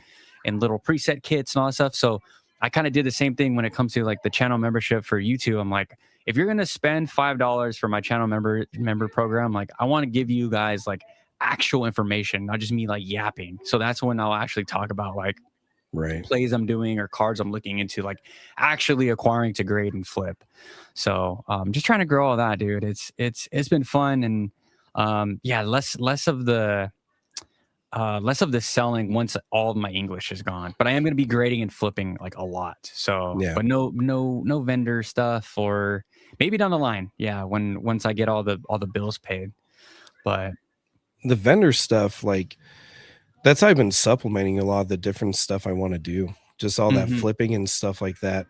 Because it really gets you some of the best opportunities to buy stuff at a certain price, to then sell stuff at a better price. And like I've bridged the gap financially a lot from vending just on the side, not even full time. hell yeah. But and I feel it on the fitness part. Like my kid's 3 years old and I have not worked out since my kid was born. My job keeps me super active, but I just have not had time to work out, because if I go work out, I have to abandon the wife some, and then I feel bad for leaving her behind with the kid while I go do like an hour and a half to 2 hour workout and stuff like that. So I just need to get over that and jump onto it. But my original name of my channel used to be Haas Games and Fitness, because I was going to make some fitness content. And as far as vlogging, like I'd love to vlog different adventures, but then also like a fitness comeback too. Because if you look at my personal Instagram like 3 years ago, oh man, I used to be a behemoth. I used to be a behemoth, and so I'm gonna get that I can back. tell you have great genes, dude. Pause. No, terrible, terrible. Look at this. I don't know, bro. I'm looking at the shoulders and the build. I like you probably were in your heyday built like a middle linebacker. Oh geez, I was pretty stacked, but like I said, raising a kid and like putting the attention I want to in my kid, because it's not just like I'm just home and whatever. Like I'm like taking her to dance. I'm like doing all this stuff with her and crap, and so I need to jump back into that, and I'd like to make that part of my adventure too. And like you said, do some vlog stuff and theatrical stuff to really just make it fun, even more fun, I guess, because I just have fun doing this, but I know like there's this other level of content I want to make it to. It's just working up to that part for sure and getting the equipment for it. Yeah, it's so cool. I love when like I'll watch a vlog of like some creator in whatever niche, like finance or whatever, crypto, whatever, and then they like show like they're like, oh, I'm also like one of my favorite skateboarders. His name's Aaron Hamoki, and they did like a day in the life with him, and I didn't know he was into Pokemon. He like has a whole little Pokemon corner and all that stuff, and I was like, but it showed him for like a split second. I'm like, whoa. He's into Pokemon too, like that little stuff. So I could see like us doing that stuff with like the, with the Pokemon stuff. It takes a little bit more extra work, and it's not for everybody. I know some people just want the TCG charts up and how much money you made this month and all that stuff. But I think like getting to really, and it's important that we show that side of us and other interests, because it makes people feel more connected with us, and trust us more, so that when we do give these like financial advice or what we're doing, and not financial advice, don't come after me, where they're like, you know what, I trust Haas, he's like me, I trust Henry. I've had a lot of mess ups and I've had a lot of success. I went through when I first got into Pokemon, I went through my addictive whatnot buying phase, which was a terrible dark shadow of my life where debt ran up, and then I'm like, never mind, I'm going to make a Pokemon business and eliminate that debt. I've made my fair share of stupid mistakes, and it's an interesting journey though, because you really do learn a lot. And so if anyone ever has questions about anything, like they can shoot me a DM or jump in Discord, or I'll jump in your Discord. It don't matter, but I'm just good to talk about whatever. Yeah, I same suck here. sometimes, and sometimes I don't suck. So Yeah, that's like someone said Haas love the vulnerability. I think more YouTubers need to, in every space, right? I think they need more of that, of like, I don't know, just like not and you guys don't need to show like your day-to-day life, like every second of your life. I'm not saying that have everything beyond alive, but just the vulnerability of like being human and all that stuff. I think that is the stuff that doesn't need to get cut out in editing. Like some I love. people, oh, sorry, I didn't mean to cut No, you no, no, off. go for it. Go for it. I was done. I was going to say some people really just want to portray that everything's perfect and Yeah. everything always goes right 100% of the time. Like I went to go visit family. I've been gone all week. I've been working all week and doing crazy stuff. It's a tornado behind me. My 3-year-old has wrecked the playroom that we're in. And it just is what it is. I didn't have enough time to touch it today. I'll touch it tomorrow. And unfortunately, to balance all the things that are higher priority that need to get done, which was work, doing the business stuff, getting shipments out, doing the vending show, getting stuff priced, spending ample time with family after being in Tennessee for 2 days. It's like, yeah, some things are just going to slip through the cracks, and you just got to navigate around it. And it's like that with YouTube, and like everything is just set.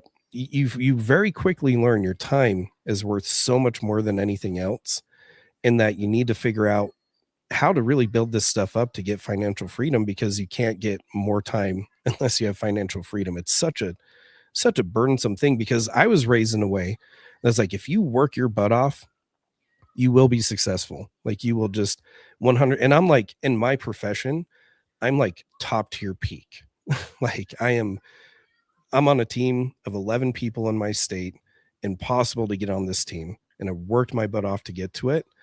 And I've been working my butt off for probably 13 years now, I think. But I've come to find, just working an 8 to 5, you will not be successful and get everything that you want. You just will not be. And it used to be in my parents' age. My parents' age would be like, yes, you will be successful if you do it this way, because this is how we were successful. But how our parents in their economy worked, like it's not the same. Like when I was probably working in 2014, I made the least amount of money I ever made, but I felt like I made the most because inflation isn't what it is right now. My parents bought their gigantic house for $250,000. It's $1 million house now. My house costs $810,000, and it's still smaller than their damn house. So it's like, to get the same quality and benefits of life that our parents did, we have to play it a lot harder and do it a lot different. So I'm coming to learn that way too late in life. Like I should have been starting to do some of this stuff well before now, for sure. I figured that out way too late as well. I mean, when I started YouTube, I was 32, but I did the music production stuff and like sold like beats through YouTube as well. But I learned that, like, because they said with inflation, you didn't feel it. And then going into my 30s, getting a wife and hopefully Yep. kids in the next year, you're like, yeah, this money is drying up faster than than what I think. And then it's on top of the Pokemon cards and you're like, okay, maybe I shouldn't be buying this or flipping this or Because you can start a Pokemon business, but you have to take out of your own capital yeah, to make it happen. And that's a rough start. Like that's a yeah, rough start, because I have a limited income for sure. Like it's not just like a straightforward, I decide to do this and now we're doing it and things are fine. Like it's stressful. it It's is. super Yeah, stressful, but I love it though, because I just love working too. Like same. I love working. I was raised in the exact same style family. Work hard, go to college. I was about to go to college for music, mixing and mastering engineering, and I decided not to. Thank God I didn't, because that loan or the loan was going to cost me 30,000 per semester.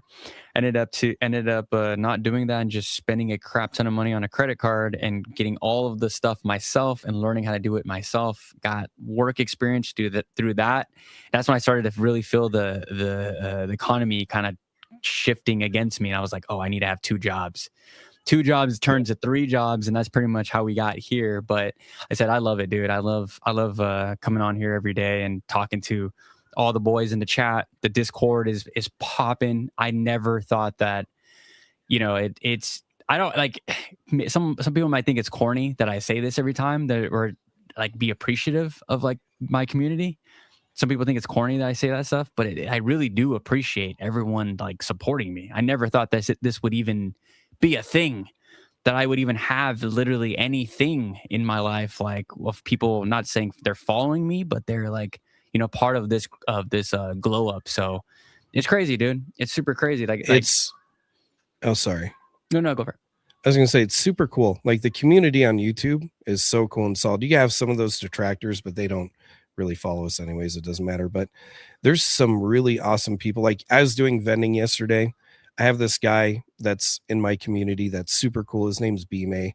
He literally sat there the full 7 hours hanging out with me on live stream while I was vending.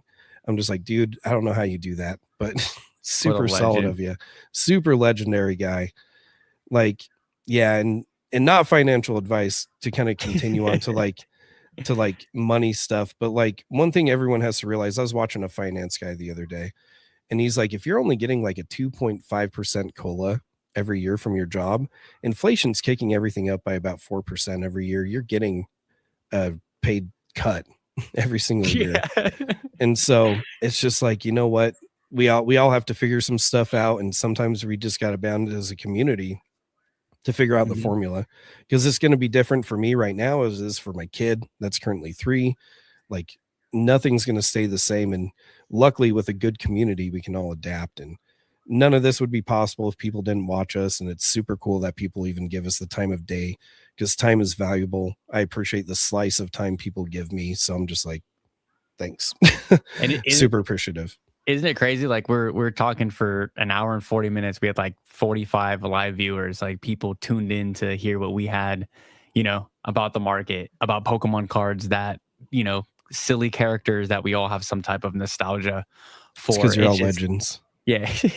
Just absolutely baffles me, like how we got here, like it just feels sometimes like a fever dream. Like I got off a live the other day, and I looked at my wife. I'm like, what is my life? Like, I think it was when I got off live with Shug and Ibex and Blackwire TCG. I'm like, I have friends in Hawaii, 2 guys in Japan that I like. What is, you meet some of the coolest people. Coolest people, bro. And it's nice to find like your tribe in this hobby as well.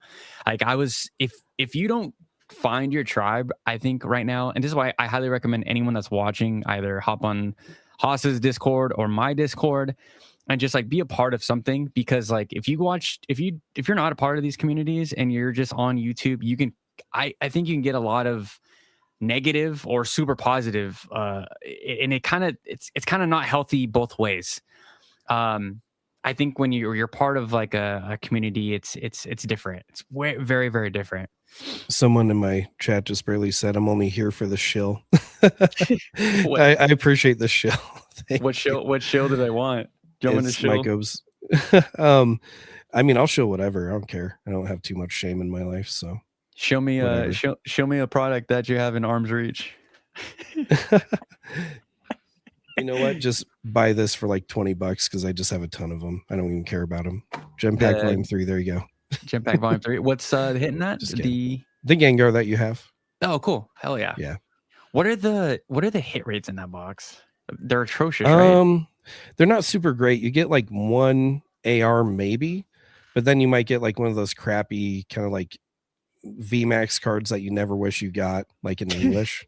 That just aren't worth anything. Like the textured ones that just, you're like, well, that was kind of cool, I guess. But I don't know. It only took me like 1 or 2 boxes to get the Gengar, though. What? That's sick. And then there's this crazy collection box that a lot of people don't know about.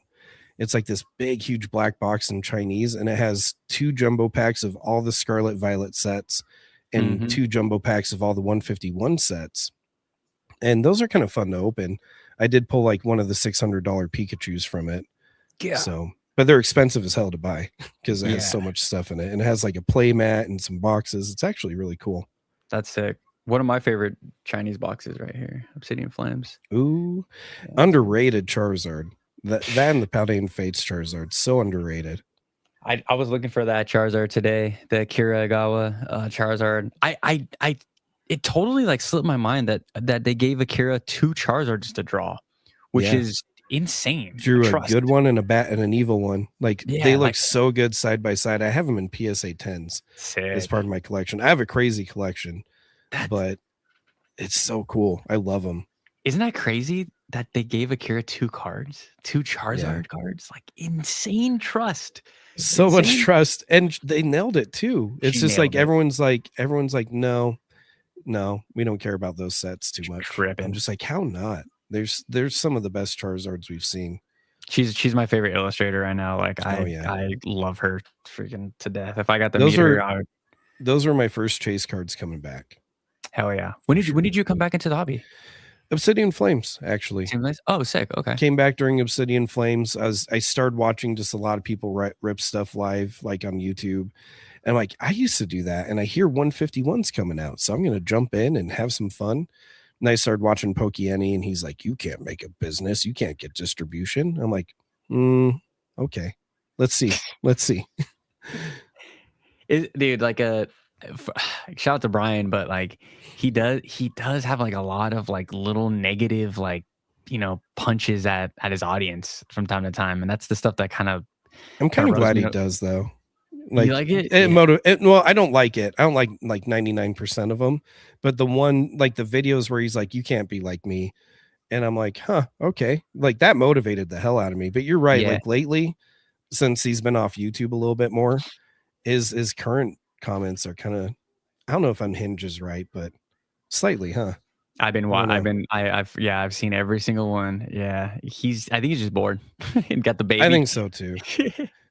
Got the new baby. I didn't sleep for like 6 months. Oh fuck. She was not a sleeper. I'm not excited for me and my girl. We're gonna be trying next year, so I got one more year of. It's the best thing ever, and also the most tiring, but the best. Oh yeah. You only have one kid? Only one kid. Oh okay. Yeah, that's all we're. But the whole process was super rough. Yeah, I bet. Like the whole birthing process was rough. Had to do C-sections, and the nursing staff sucked. And I remember they pulled our baby out, and they're like, okay, you got to hurry and feed her because she'll only be awake for like 1 more hour. And 3 days later, still not sleeping. I'm like, I'm gonna die.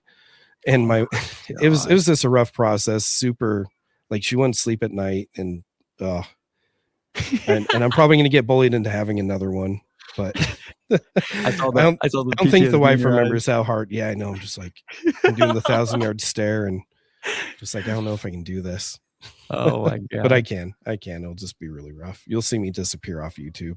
Damn. So what's next for Haas? What's gonna be the new? Maybe something you want to add to in the very short term. Not as I know we talked about the skits and all that stuff, but is there something?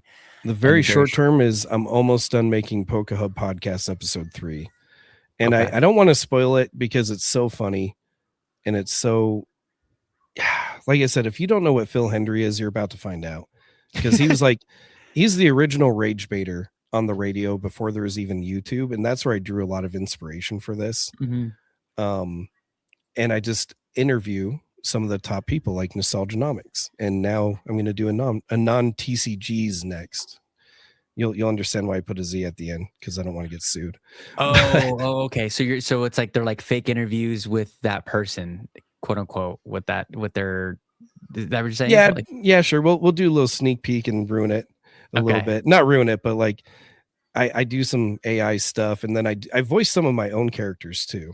Because a lot of the time, like Nostalgianomics has someone under his wing named Dell.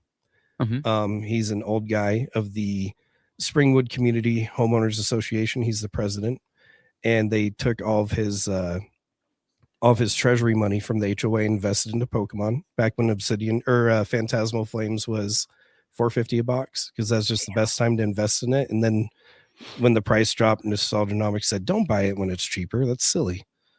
It was during that time, and so it's just kind of going over that advice at that time. Dude, sounds super juicy. Oh man! And how often do you how often do you upload the podcast? I need to tap into the podcast, bro. That sounds awesome. I want to do it once a month, but realistically, with all the scripting and all the recording, it will kind of vary. And I need a good topic too. Like I need someone to say something silly, and then I make the video about that. Yeah, I'm gonna tap into that podcast. That's goal one. Oops. Goal two is to do a little bit more shows and then try to vlog stuff a little bit more and better for sure. Hell yeah. How many subscribers do you have right now? You're at almost I think I just said 1,800. Oh, 1,800. Hell yeah. Yeah, I'm small. I'm super small, but it's all good. We're having good, steady like growth over time. Like it's not anything shooting up super quick, but it's getting there. And I'm happy with it, to be honest. I could make like $3 and I'm like, well, at least it's counting towards something. At least I made something. Yeah. I have one more question for you before we get out of here. Let me see. I had it and I freaking brain farted. Oh my gosh, dude. I literally had it. Prismatic stuff or no, it wasn't prismatic stuff. It was YouTube stuff. Literally just had it on the tip of my tongue. I looked at the chat for a second. Oh no, I'm so sorry. God, no, it was no. I had one last question for you. Let's see if it will come back. Hopefully someone says something, it will come back. Let's see if we missed anything in the chat. Hopefully it brings me back. Let's see if I got anything to talk about here too. Let's see. There's Jim's question, which we already answered here. I'll answer this one on the side just because I don't think it's super critical. Oh, all my family. I didn't know this. My brother's watching. My dad's watching. Super sick. My dad says, I have a small collection. Should I hold or sell it in the market? My dad is the funniest guy ever. He knows 0% about anything with Pokemon, but I'll take him to my card shows sometimes because he's just a talker. He's a people person. And so I'll get super flooded with people, and it takes me a minute to get to everybody at the table. And he'll just go up to people and be like, I don't know much about this Pokemon stuff. You're going to have to tell me what this card's about. And they just kind of hold him over. And people love talking to him. It's the greatest thing ever. I love bringing him around. And like I said, he just doesn't know anything, but he just ropes people into talking into him. And it's the best. It's literally the best. I kind of remember. Can you give me one take on the predictions of the Pokemon market? Give me one maybe hot or cold prediction of what we're gonna see in this next leg of the Pokemon market. It finally came back to me. Shout to Louis. I am so torn because I sit here and see how limited things are coming out, because like we hear, we're getting this new print facility, part of it's up, and we keep on getting, like, for a long time we got flooded with prismatic product, right? And I fully believe, or I was, maybe not now, right now, but I was like, you know what? They're going to print the hell out of 30th stuff, and it's going to be crazy. And the first partner series 1 stuff started to come in, and I got like 4 cases of it. I'm like, dude, that's a ton for me. That's so cool. And then I look at the stores, I look at card shows and everything, like nobody had them. And like the stores like got cleaned out so fast. I thought this product would get flooded so hard. It's like an MSRP $18 kind of thing. They're still selling for like $40 to $60 depending on the day. And I thought they would really just flood the crap out of it, and they didn't. So I'm really hoping that the core 30th anniversary stuff gets printed hardcore. And now I'm kind of like, ooh, hopefully. I don't know. Because we have to remember Ascended Heroes is going crazy right now. I make a new video about Ascended Heroes like every 2 seconds because it keeps meeting that $10 gain threshold where I'm like, hey, if it gains $10 more, I'll make a video about it. And it's now like 150 in ETB, which is nuts. It's sold in just a few months, 13,000 units on TCG Player. In a year, Prismatic hasn't even sold $13,000 on TCG Player yet. Or sorry, 13,000 units. My bad. Not dollars, 13,000 units. And so I'm sitting here going, so did they just blitz out a ton of Ascended Heroes? It got scooped up immediately, but now they're going to put a hold on Ascended Heroes and hopefully print more of the 30th, because there's like nothing in the pipeline right now for Ascended. So I'm kind of curious and worried about that, because I'm like, if we don't get anything between now and the 30th, Ascended ETBs are going to go nuts. Faster than there are, more nuts than there already are, like you said. Yeah, they're going to catch up to Prismatic. And even with Prismatic's restock, because I put an order in for, they showed up at distribution last week. You could order 10 of them for $97 a piece, and you could only order that for a week, and then you're locked out of it for a week. And after about 3 days, they all sold out. And so I was able to get one order in.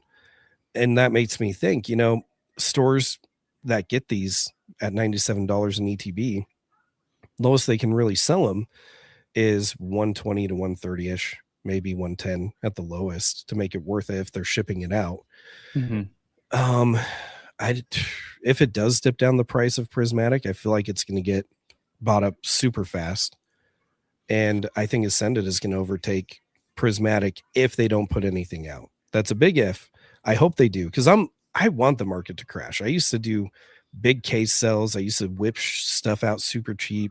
Loved it when I could just order up anything I wanted at any point in time. But it hasn't been like that since 151. Like, It's like you get your new release stuff, and then sometimes some restocks will come in at a much higher price, very limited. You can only buy like a couple per week. So I think the hot take is going to be, are they going to print a ton of 30th? I hope so. But if they didn't do a ton of First Partner, I'm kind of worried. And then and both waves of First Partner already hit. And then Ascended, both waves of that have already hit. And there's just nothing coming down the pipeline. So I'm really worried about Ascended. But I think I like Ascended so much better than Prismatic. That's also 100%. But I love it so much more than Ascended. Yeah, I think Ascended Heroes is the best set we've ever gotten. It's very coherent, very together. I'm a huge trainer collector. Until the next best set comes out, it's the best set. Exactly. But my this is one of my favorite cards to like ever come out as well. The Mega Dragonite, huge Dragonite fan. Love it. So yeah, it's so good. So I'm very happy with Ascended. I'm not a huge fan of that Gengar, but I do understand the draw. But to see how crazy that card is going, I love the Gengar because I have it in Japanese. Sick. But with all the texturing. Yep, I love the texturing, but I just love how like devious and ominous it looks, because a lot of Pokemon just kind of look cute and happy now, which is cool. Like, I like that. I like my cute Pokemon. I have a lot of cute Pokemon, and I have a lot of Pokemon that aren't worth anything that I just really love. But I just really love that Gengar. It just looks like such an evil thing. Yeah, and it's all in poison. It grew on me. Once I saw it in person, I was actually at a card show with Jodo Jake and Joey, and we saw that Mega Gengar in person. I was like, okay, it's pretty cool. But the price tag just blows me away every time I see that thing. I'm like, ultra modern card. I think we saw one at the show for 3.4, or maybe it was the opposite, 4.3. You guys can correct me if I'm wrong, something around there. Just insanity. I have no hope in the ultra modern market. Whatever thoughts I had previous, just don't listen to me, because it's just nothing makes sense. You can't rationalize with any of this stuff that's happening right currently. Do you think though, when in previous, like even during Sword and Shield or sets before that, do you think there were people sitting around like this being like, oh, this new hyper modern stuff, compared to the older stuff, I can't believe how much it is, and blah, blah, blah. 100%. I think it happens like every step. Yeah. And so I think like we're going to see some newer YouTubers in the next like 5 years that are like, man, this newer hyper modern winds and waves crap, compared to like freaking Sword and Shield and Mega Blocks, like nothing. Oh my gosh, I can't believe people are hyper shilling this modern. And yeah, like no, I feel like I don't know, but I feel like everybody wants their stuff to be worth what it should be in like the next 3 to 5 years. They just want that instant value. and that's just generally not how it works. But it's where we're at right now, sadly. What the whole problem? I mean, I talked about this on my last live with the Japanese boys. It feels like and I didn't come up with this thesis by myself, but the thing is we're fast forwarding to a lot of these like end what I believe the end price to a lot of these cards. Like I don't believe that Gengar is going to continue to be 4, 6, 8, 10, 12, 20K. I don't think that's the slope of the trajectory for that card. I think it eventually has to correct at least 30 to 40 to 50%, just like the rest of this market has seen. I don't think that the ultra modern gets a pass. We've seen it in almost every single generation in some aspects, if it's the waifu trainers to the alternate arts to trainer galleries to whatever it is. I just think that people are a little bit too confident in the ultra modern, and I could be completely wrong. And this is the new normal, but it's really hard to believe.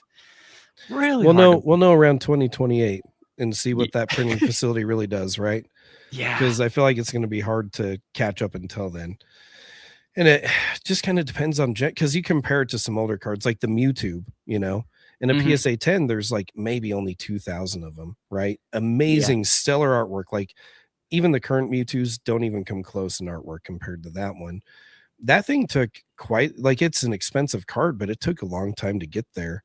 I think now they're selling between 7 to 10,000 depending on the day, and there's a lot listed for like that 10,000 range. But if that Gengar, if it doesn't gem rate super well, and a lot of people hate their artwork, I like the artwork. I think some people do too. I could see it becoming like a $10,000 card, but I'm sitting here going, that Mewtwo should be like a $20,000 to $30,000 card because it's just so freaking epic. And it came out at a time where it was printed so bad that's like impossible to get a good clean one too for grading. So I don't know. I'm so torn because I feel like all the kids are at the vending shows right now. They are chasing this stuff like wild. Their parents are paying so much money to rip packs on my table. It's not even funny. I sold out of every Ascended Heroes product that I had, end packs too. I had loose packs, and even Mega Dream at my table gets bought up like crazy. And those kids because I did have some kids pull the Gengar, I had some kids pull the Dragonite and everything like that. They're going to be sitting here going, dude, this was like my childhood. And this was so cool to like have this card. And, maybe those kids beat up those cards over time because they're like me in third grade. I have a whole original collection and then I destroy it because I'm stupid. And it'll just be interesting to see what the future unfolds and what money the generation behind us wants to put into it. Because a lot of the people that were at the show today, we had all my old customers that have been around since the last 3 years. And we know that people keep saying, oh yeah, these collectors will drop out after a year. But it's been since 2023. I have all my 2023 guys still around. And I have all these new 16 to 20-year-olds coming through with their, I work at Taco Bell money and just buying up whatever they can. So I don't know. It'll be interesting to see how it pans out. It's hard to think the opposite way, right? And say like they're gonna drop out because like time has been passing and it seems like it's not slowing down. The threshold for the market to crash keeps on changing. For sure. Like every 6 months, someone has a different reason why it's going to crash. I guess we'll end with this, but I wanted your take on this. So Sky Ninja says, I can't wait to see what happens when the new printing facility are up and running. I have a hot take. I don't think that printing facility is necessarily meant for printing just booster boxes. And I think that's the take. And Sky Ninja, I'm not saying that you're saying that. But I think a lot of YouTubers a lot of people are saying the same thing. It's like an echo chamber. I don't think that. I think we're the biggest echo chamber, right? I think like that. And shout out to Dark Ibex. Dark Ibex is one that came up with this theory, and I completely agree with him. It's probably going to mean cooler cards. It's probably going to mean cooler packaging. It's probably going to mean better collection boxes, different printing textures, a bunch of cool stuff. I don't know if that printing facility necessarily is going to mean more product. And I think that's what we're all banking on. That's going to crash, quote unquote, crash the market. That's my take. That's my take, and I could be wrong. It could be just a printing facility, and they could just do the same shit, which they'll probably do, because if it's broke, don't fix it. Yeah, I'm sorry to ramble on this one, but um, it's not like a simple will it fix it or will it not? Because like you said, what's the plan for it? Like, are they going to still limit booster boxes because that's the main collectible item? Is it only going to be for Pokemon? It might be for some other products too. We don't know. No one knows the answer. No one, like everyone who tries to pretend to know what distribution's doing, what Pokemon's doing, everyone that says, I feel like Pokemon wants to do this, feel like Pokemon wants to do that, whether it's a good take or a hot take or whatever, nobody knows. Nobody knows. We're all just making some guesses. And everyone who says this market is not the same as other markets, it's like, but it's been going on much longer than anything else. And we have to remember, we've been grabbing new collectors ever since, you know, when I first came in, Obsidian Flames, nobody wanted it. You could buy booster boxes for $80. Stores were just trying to get rid of them. And but then that's when Whatnot started to take off. And even though it was super cheap in store, Whatnot was like, yeah, $50 a pack, whatever. People were paying for it. Whatnot's its own entity, its own market, and they drive, I think, a lot of what happens behind the scenes as far as like what's available and what's not available. But we have the endless gambling addiction of Whatnot, which is strong. I got wrapped up into it for a minute. So strong. And it's addictive as hell. And I think that's going to eat up a lot of product forever because people love gambling. They could make it about garbage pail kids and it would still drive that for sure. But then you had people come in for 151 and I feel like they didn't leave. You had people come in for Surging Sparks. They didn't leave. Pokemon Pocket. They didn't leave. And then Prismatic. They didn't leave. Now we're in a whole new year with Ascended. And a lot of the new people I talked to were like Ascended this, Ascended that. Like that's all they had on their mind. And a lot of people aren't looking backwards to the other sets right now. And so I think right now we just have this progressive hype thing going on and people aren't leaving. People thought people would leave, but they're just not because card shows, they haven't stopped. Like if people were leaving, card shows wouldn't be, I wouldn't have like 8 different vendors being like, you want to come vend at my card show? Because, you know, there's 8 card shows a weekend now. Like, it wouldn't be so prevalent. You wouldn't have Front Row Card Show being like, we're going to start a show in Salt Lake. You know, they wouldn't be spreading out their operation. And so we're at a tough time because Ascended brought a lot of people in. You're going to see the 30th bring a lot of people in. You're going to see maybe even the Rayquaza set bring some people in. And then if this new generation does good, even more people. To be honest, I think the print facility is because Pokemon knows they're about to take a whole lot bigger of a customer base for sure. With how mainstream it is, whether people like it being mainstream or not, like it's just growing. It's growing for sure.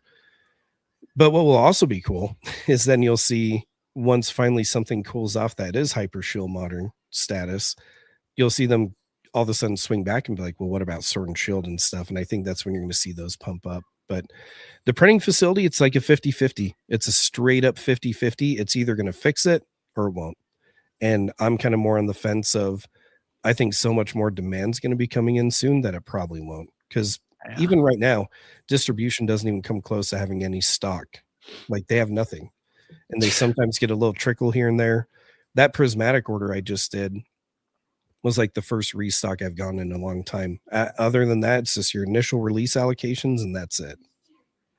What a disaster, bro. What a disaster. There needs to be some psychology studies on all this for sure. Yeah, but where I always ask myself, like, where is this product going? Like, where is it? You know, is it the backdoor Whatnot people that are running these like giant operations? Like, where is the problem is a lot of them are stores. Yeah. A lot of them are straight up stores. They have their own distro access and they've been already building that up. And they probably have deals with other stores being like, whatever you bring in, I'm going to pay you 100% of market because I'm going to do these surprise sets, these wheel spins and other things like that, where the floor price is literally, you know, $2 to $5 Japanese pack, but people are jumping in for like $100 per spin or $50 per spin, whatever it is, right? and be like, hey, you have a chance at maybe getting like a UPC or maybe a chance at getting a case. Like if you watch Kraken on whatnot, they will give away cases of product and their will spins. But when they're making like 50 to 200 per Japanese pack, like it pays it off beyond. They're not afraid to pay 100% market. They just make so much money. And the gambling aspect to get something for cheaper than what you should, for sure. Team Rocket Joey, you're right. Redbeard is straight to Redbeard. Straight to Redbeard. In fact, I'm going to Florida next week, so I'm gonna go give Redbeard a visit and be like, I need your product. And me and Joey were golfing like last summer, and I was telling him about the Korean spin packs they're selling for $5. I was, bro, Korean packs I think are like $1, if that, $1.25. And they were winning, the pops up on the whatnot and the little wheels came and then Korean packs. And I was like, told Joey, hey man, I think we're in the wrong business. I think we should start doing some little rip and ships. Yeah. If you want to make money, that's where it's at. 100%. Yeah, I just don't. I don't have that personality, and I don't want to. Like, I'm the type of person, dude. Like, so when I sell my drum kits for my music production channel, like I always email them. Like, and my kits are cheap; they're like $25. Right. And I always send them an email like, hey, here's like an extra coupon. Do you want anything else? Like, I'll just throw it in. I always feel like I have to give like so much more because they supported me. I don't know. I need to stop doing that. I'm just throwing money away. You're just like, please. Yeah, I'm like what I have for you. But you're right. Like I can't do that either. I tried to do the whole whatnot thing, and it is good money, but to be like they just sit there and they scream and they yell, and I'm not like I'm like very level. I'm very calm. I don't like to just sit there and scream and yell and be on for 10 hours a day, flipping all that. Like I can get it. You're gonna make good money, and like it's probably so freaking worth it for the monetary part of it, but as far as like my personality and being me, and like I don't want to be sitting there going, oh, let's go, holy crap, here's a V card, you pulled an EX. You just got an EX, that's a killer hit, wow, okay, on to the next one, hurry up. How would you feel if there was a happy medium? That's one thing I haven't seen anyone in our space do, is like a happy medium where it's like, I'll do a rip and ship one time a month of like my favorite sets with like only my community members. Like I don't see anything wrong with that, but I haven't seen that. So I used to do a will spin at card shows for one. Like that's where I did it. And it was a will spin where like I think it was like $6-7 a spin. I can't remember. But it was all for English and Japanese packs, and some of those Japanese packs, if it's like 151 that I had on the wheel, were worth quite a bit. Like it was an expensive wheel to set up, but all the chase prizes, I had like 151 UPC, a PSA 10 Lugia, I had Surging Sparks booster boxes, Twilight Masquerade booster boxes, like the top chases. There's a ton of them, and it was like a 1 in 100 chance. So every like 100 spins, someone would get something. Damn. But it was a huge thing too. Like it was really big because I had to have so many slots to make it up to where it's like I would eventually sell enough packs to where it'd make it worth it for me, but not by much. But I remember the first time I did it, because Lugia, PSA 10 Lugia, the first is the top chase. I remember the very first wheel spin that I did at my very first card show hit right off the bat for $6. And the dude was like he's like, I feel so bad, but here you go. And it was like crazy odds, but like I said, it was a fair wheel spin. I had people winning 151 UPCs and everything else.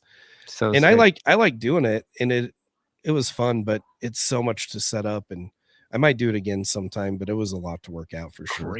Crazy gamble, dude. You just get annihilated. Like your first like top 3 prizes just get hit. Yeah, I had to put my other PSA 10 Lugia in there, my personal one. Oh, shit. I hope you made that sad. I hope you made that money back. I did, but it made me pretty sad. But that's all part of the gamble, and I had to keep it fair. And to talk about integrity, like he spun the wheel and then was looking up at me and talking to me, and it popped up and he didn't even notice. And I'm sure like any other vendor that was there that day would have just been like, spin it again, but no, I was just like, dude, here you go. Like freaking lucky. Damn, dude. Shout out to you for having that integrity. That's crazy. What was that card going for at that time? At that time, I think it was like $400 to $500. Okay. Yeah, me and Joey just saw one today raw for 420, which is Yep. sanity. Yeah. Had I had some foresight, I would have been buying so many different PSA 10s back then. Or dude, the one that bothers me is me and my boys just skipping out on the PSA 10 Bubble Mew for $120 in Japanese. Oh. I got Now I two gotta- of those in English though, in a 10, but I used to have like 4 or 5 of them because they're so cheap to buy up, and people weren't doing graded plays. Like people were just selling them on Facebook Marketplace, $60, $80 per Bubble Mew, and I went and bought up a ton and graded them and flipped them, and now I'm sitting here going, oh man, I should have just kept them the entire time. Now I have to buy it in Chinese for $120 raw. It's like, gosh. At least Japanese and Chinese look so good. They look It just so looks good. so much better. Yeah, it's not to get on another topic, but the graded stuff that's happening right now, everyone's into grading. It's like, what's next? Like, what is next for the hobby? What's the next way to skin the cat? Like, sadly, the digital packs, I think. Oh, digital pack. There we go. Unfortunately, that's like the next step, and that's like the next evolution of gambling. It's like, you know what? You don't like Whatnot, and you don't want to do this on Whatnot? Come to my website. It's going to be just as good, I promise. Except I don't have commission now. You don't even have you don't even have to have the card. Yeah. You just have a you could just lie about it. And then if someone's finally like, yeah, you know what? I'm not going to sell it back. I want to get it. You just jump onto eBay, buy it real quick, and then send it out to them. Yeah. Yeah. That's like one sponsor I was like looking into, because it was like, I forget what brand was like, yeah, if we're looking for sponsors, it's like, I don't know how I feel about that one. I don't know if my community would rock with that, but if they're paying me as much as my my UPS paycheck, which isn't that much, we can maybe talk about that little sponsorship. Me, you, and Team Rocket Joe, we were just gonna have to come up with some kind of service and just be like, this is the next thing in Pokemon. One of the funny it'll be like good and fair. Yeah, I think I was telling Joey, it was like, because you know all the like ripping strippers. Oh my gosh, not that part. Oh, I always say that ripping shippers. Get me a pull. That's what it takes. It's like, I want to see like Joey doing a Whatnot rip and ship, but like making fun of the people that are spending the money. Like, gosh, look at this guy. He's just spending $800 for this Japanese Mew. Right. That would be so funny. We need more comedy in the hobby, dude. Like it's a whole lot of like, I used to include those at the end of my videos. Like I used to go into Whatnot back when Phantasmal Flames was doing rip and ships. There were people paying like $60 a pack. And I'm like, well, let's go to our joke of the day. And I'd flip onto Whatnot at the end of my video and be like, oh, here we go. Some turkey brain people literally spending $60 a pack on Phantasmal Flames. This is great. It just makes you realize, like, and this is one thing I've learned, guys, from being in this hobby, is that a lot of people have a lot of money to spend, and it's insane. Or they make bad financial decisions. I watched one stream recently, and a dude put down a purchase for 11,000, and then another 5,000, another 5,000, then a 4,000, and it was legit. Like it all went through and everything. And he just like bought up every single pack that they had on the table. I'm like, holy crap, of like Ascended Heroes and stuff. It blew my mind. That's why I'm saying Whatnot is a different market, because there's just some people in there that have all the money in the world and they just like to spend it. And then the guy goes, yeah, let's go, blah, blah, blah, putting in for this. Oh, you got this. And then that's the end of the interaction. But they're just like, oh. Like I'm sure behind the screen they just face, and they're just like, "This is my life. I'm loved."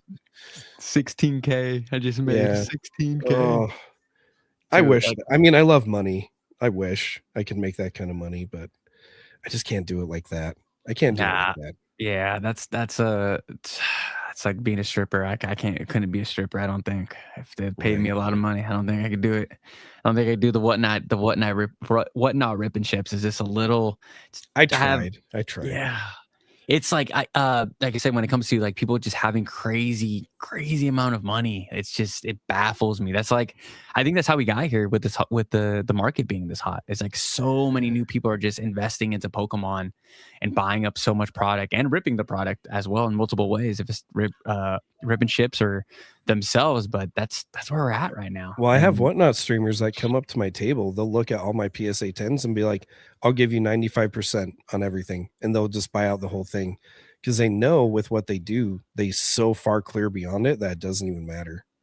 Like they will just buy everything up. And that's why I fully believe like they have so much money, they can kind of just control whatever they need to control. It's Yeah. it's nuts. Man, this market really does need like a bit of a correction. I think we need to get it back down to it just being a hobby, you know, not like this giant investment vehicle that just, I don't know. That is how I feel. You know, I'm going back. I'm like I said, I'm going back to that to wrap all this up. And going That's how back I want to it to. Yeah, I'm going all back to just selling out all the English sealed and just buying my grails and just enjoying the grails. I just don't know how it's going to happen. I want it to happen. I don't know but either. Until there's like a clear path forward, I'm going to say very realistic and be like, this is where we're at right now. until it's not. You just got to ride the wave. That's really what it is. You got to ride the wave. Like you can't fight against the current right now. If you do that, it's tough. And I made multiple videos like this past week is just take profits as well. Like don't be afraid if you have 2-3 boxes, even if people tell you that this, I mean, I was crucified for selling Fusion Strike at 900 and you could have held till the box got to 5K. I mean, guys, I bought the box at $80. $80 to 900. That's a win to me, you know. So do not be afraid to take a little bit of profits because just like we're saying, it's not going to last forever. We don't know how it's going to happen with the correction, but it's not going to last forever. Everything comes to an end. If you're going to make money, it's okay to take profit. If you're making money on it and not losing, it's okay to take profit. Gauge what you need to do with your life and do whatever's best for you. For sure.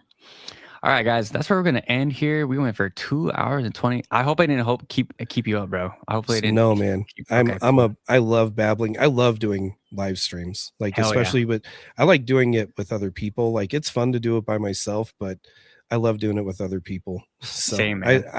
I'll do it anytime and for however long. It's all good. Cool. I'm gonna take you up on that. So for sure.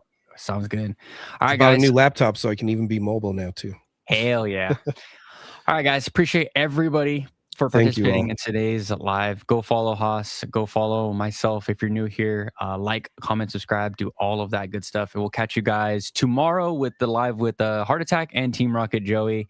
That stream may get us canceled, so prepare for that. On my end, follow Henry's Pokey Corner. He's way cooler than I am. Like, comment, subscribe. Get into his Discord. I want to do one with you and Team Rocket Joey someday. I love Team Rocket Joey. I talk to him all the time. He's one of my favorite people of all time. Same, bro. One of my he literally is in my back. I live like 10 minutes away from him, so it was crazy how that all turned around. Yeah, for sure. Sack about it. Yeah, we'd love to do that. But all right, guys, we'll catch you guys later. Peace out.